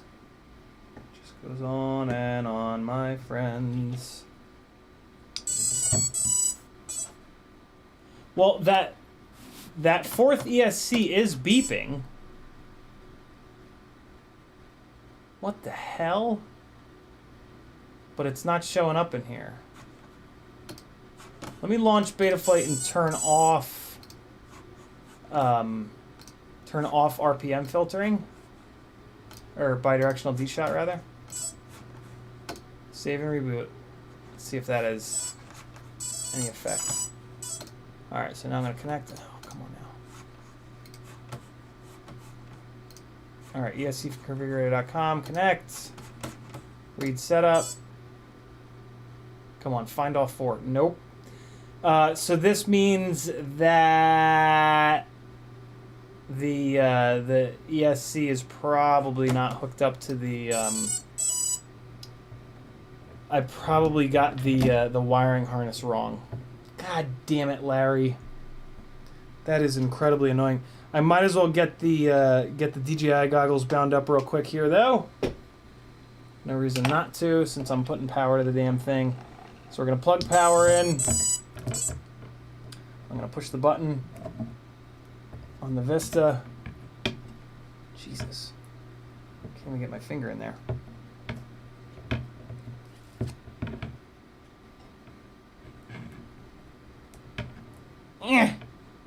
Come on. DJI goggles are in bind mode.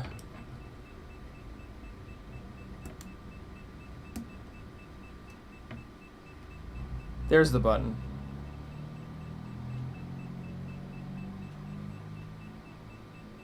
Why is the Vista not getting power?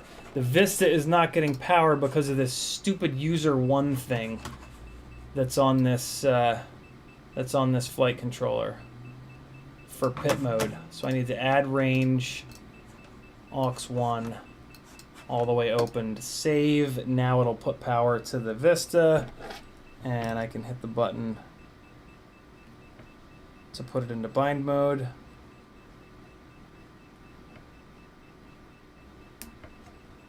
There it is. And please bind. Why are you not binding? Let me pull power. And we'll give it power again.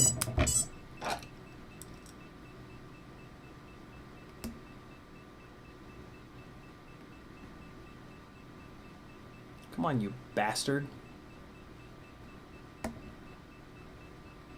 Okay. Now it's green. That should be in binding mode. It's not binding though. I'm out of time and out of patience. It's turning green. Is it already bound? I bet you it's already bound.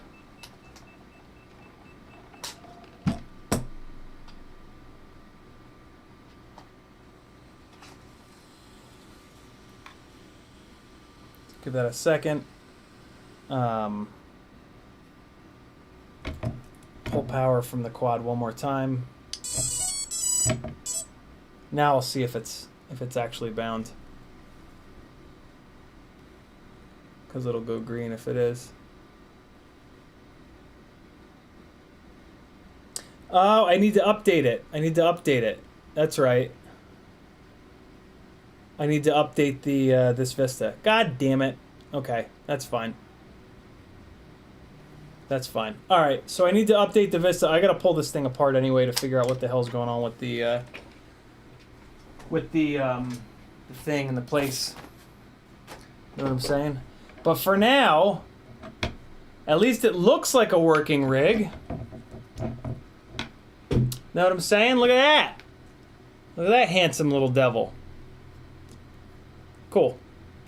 I gotta put some foam feet on there, and then we'll be good to go. I'm gonna do a little bit more work on this tomorrow when I get home, and maybe I can get it up in the air by tomorrow night. Thanks for hanging out, friends. See you guys again on Friday. For Freestyle Friday. Yes, we'll do Freestyle Friday, and we will work on that 5-inch freestyle rig. Maybe we'll finish up the Rossi, and then we'll dive into the test bed rig and get that thing all situated. Google Chrome shit the bed. What the hell's happening? I lost the chat. Come back, chat. What's new in Chrome? What the hell? Terminal Insanity with the last question of the live stream. He says, do you prefer the HDO or DJI screen? I mean, the DJI, there's not much of a, I mean, the DJI screen is way better. I don't really like HDOs. I prefer HD3s. But yeah, the DJI screens are ridiculous. I mean, it's unfair. They're cheating. All right, people. I love you. Be good. Oh, I know what's going on with the fourth. ESC. This is the version of the Talon flight controller that you have to drop something into the CLI. Hold on. Super quick.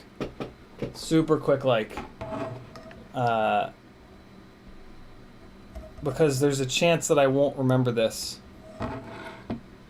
So I want to do it now. So if I go to the Talon F7 MPU 6000 page, I can show this to you guys, but I just want to do this really fast. To get Motor 4 to work, please use CLI command below, blah, blah, blah, blah, blah. Resource Motor 6, none. Resource Motor 6, oh wait, save. Okay, perfect. Copy. For latest, for pit switch. Nope, don't care about pit switch. So let's come into Betaflight Configurator, and we're going to connect and pull up the CLI and paste it on in.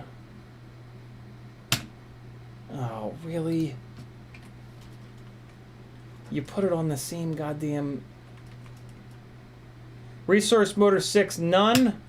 Okay, resources freed. And then Resource Motor 4, CO8. Good. And then save. And now, in theory, we will have Motor 4. So the giveaway here was that Motor 4 was still beeping. So we knew that the ESC wasn't blown up. And hey, there it is. There's the fourth motor. So I just need to flash the fourth one, flash firmware, BlueJ, select version, 0.16, PWM frequency 4.48 rather, flash. And there it goes. Cool. So we're good to go. We can spin these motors up. And although let me set a couple of these things in here real quick. Initial beep strength, turn that down to 10. Beacon strength, turn that up to 120. Beacon delay, change that to 2 minutes. PWM dithering, brake on stop. And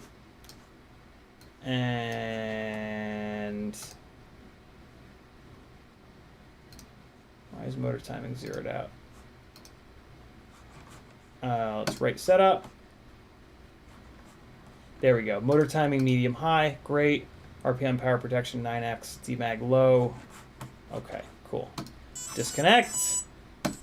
And now let's just hop into Betaflight super quick and spin the motors up, and then we'll be done. Motors, there they go. Good to go. Hey! Motor 1 is wrong. Motor 2 is wrong. All the motors are wrong. I understand. Reorder motors. I understand. Start. That is left rear. That's left front. Right rear. Right front.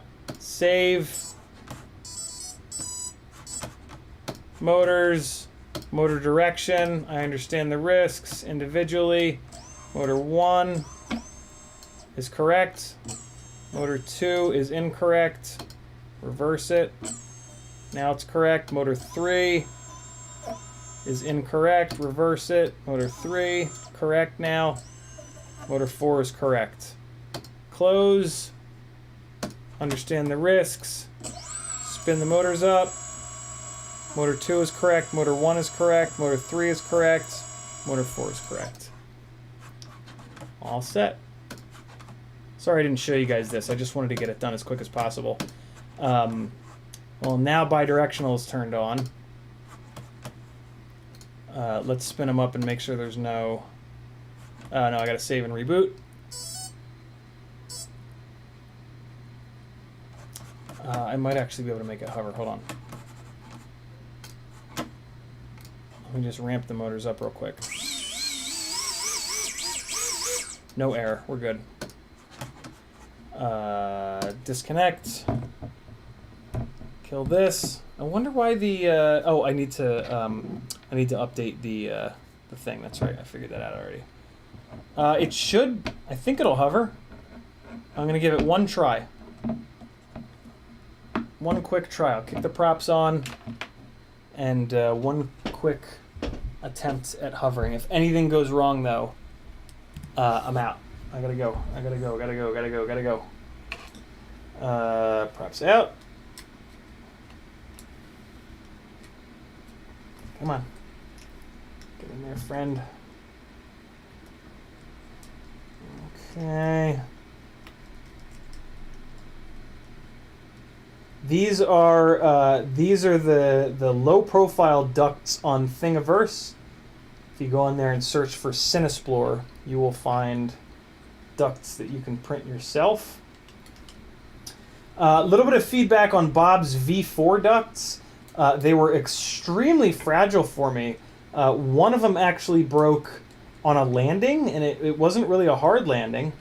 I did land it in like rocks next to a trail, next to a train track, but like it was not a hard landing.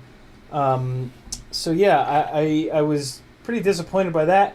Other than that, though, my God, do they fly good? His V4 ducts fly amazing.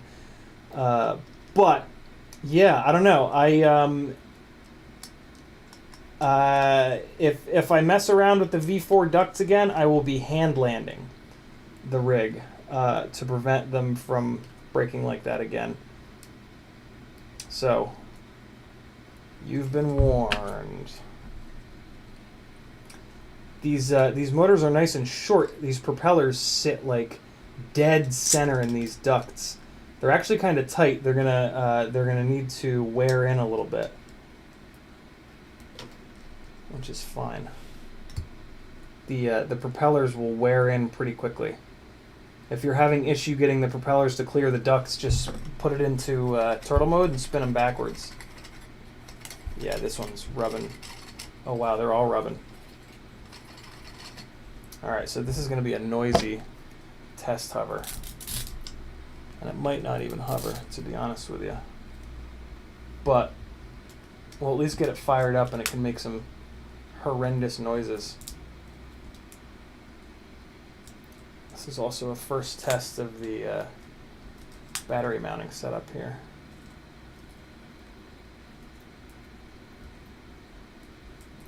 Okay, not bad. I don't love it, admittedly, but it's not that bad.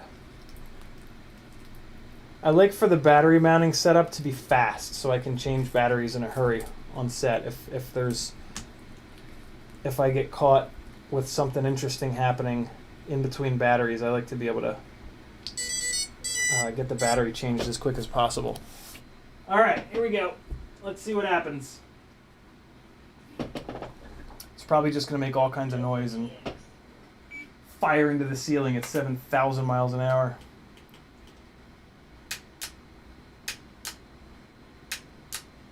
Come on.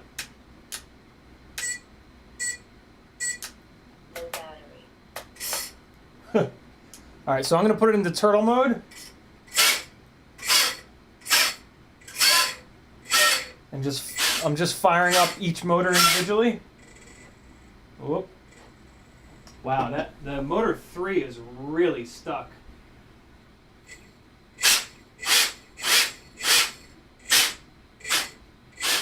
All right, so that freed him up pretty good.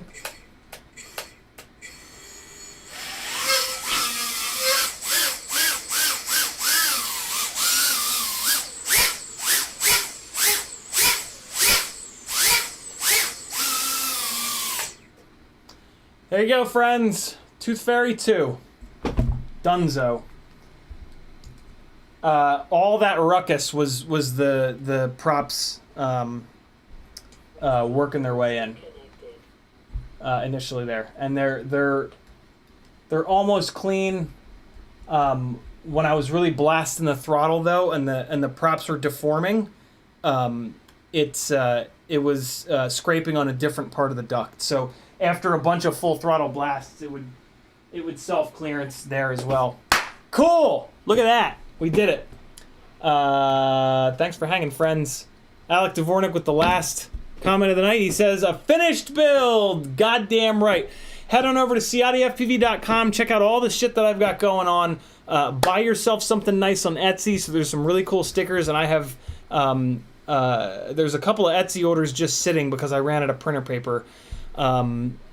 But yeah, get yourself something nice over on my Etsy store or on my Teespring store. Some really fun shirts and hoodies and mugs and whatnot. Jump on the Patreon. It's well worth 10 cents a day, which is $3 a month. Lots of benefits. Schedule a one-on-one session with me if you want to learn to fly, build, or tune better. Love you guys. Be good. I will see you on Freestyle Friday. Here's some flying.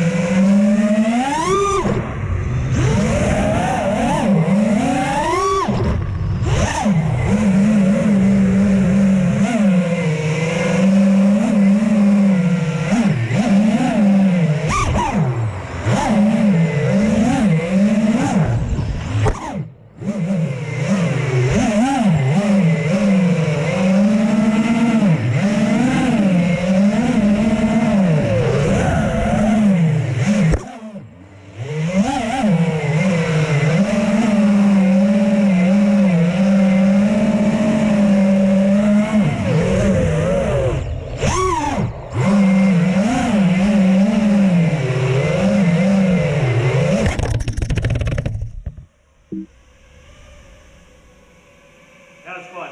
Oh, God.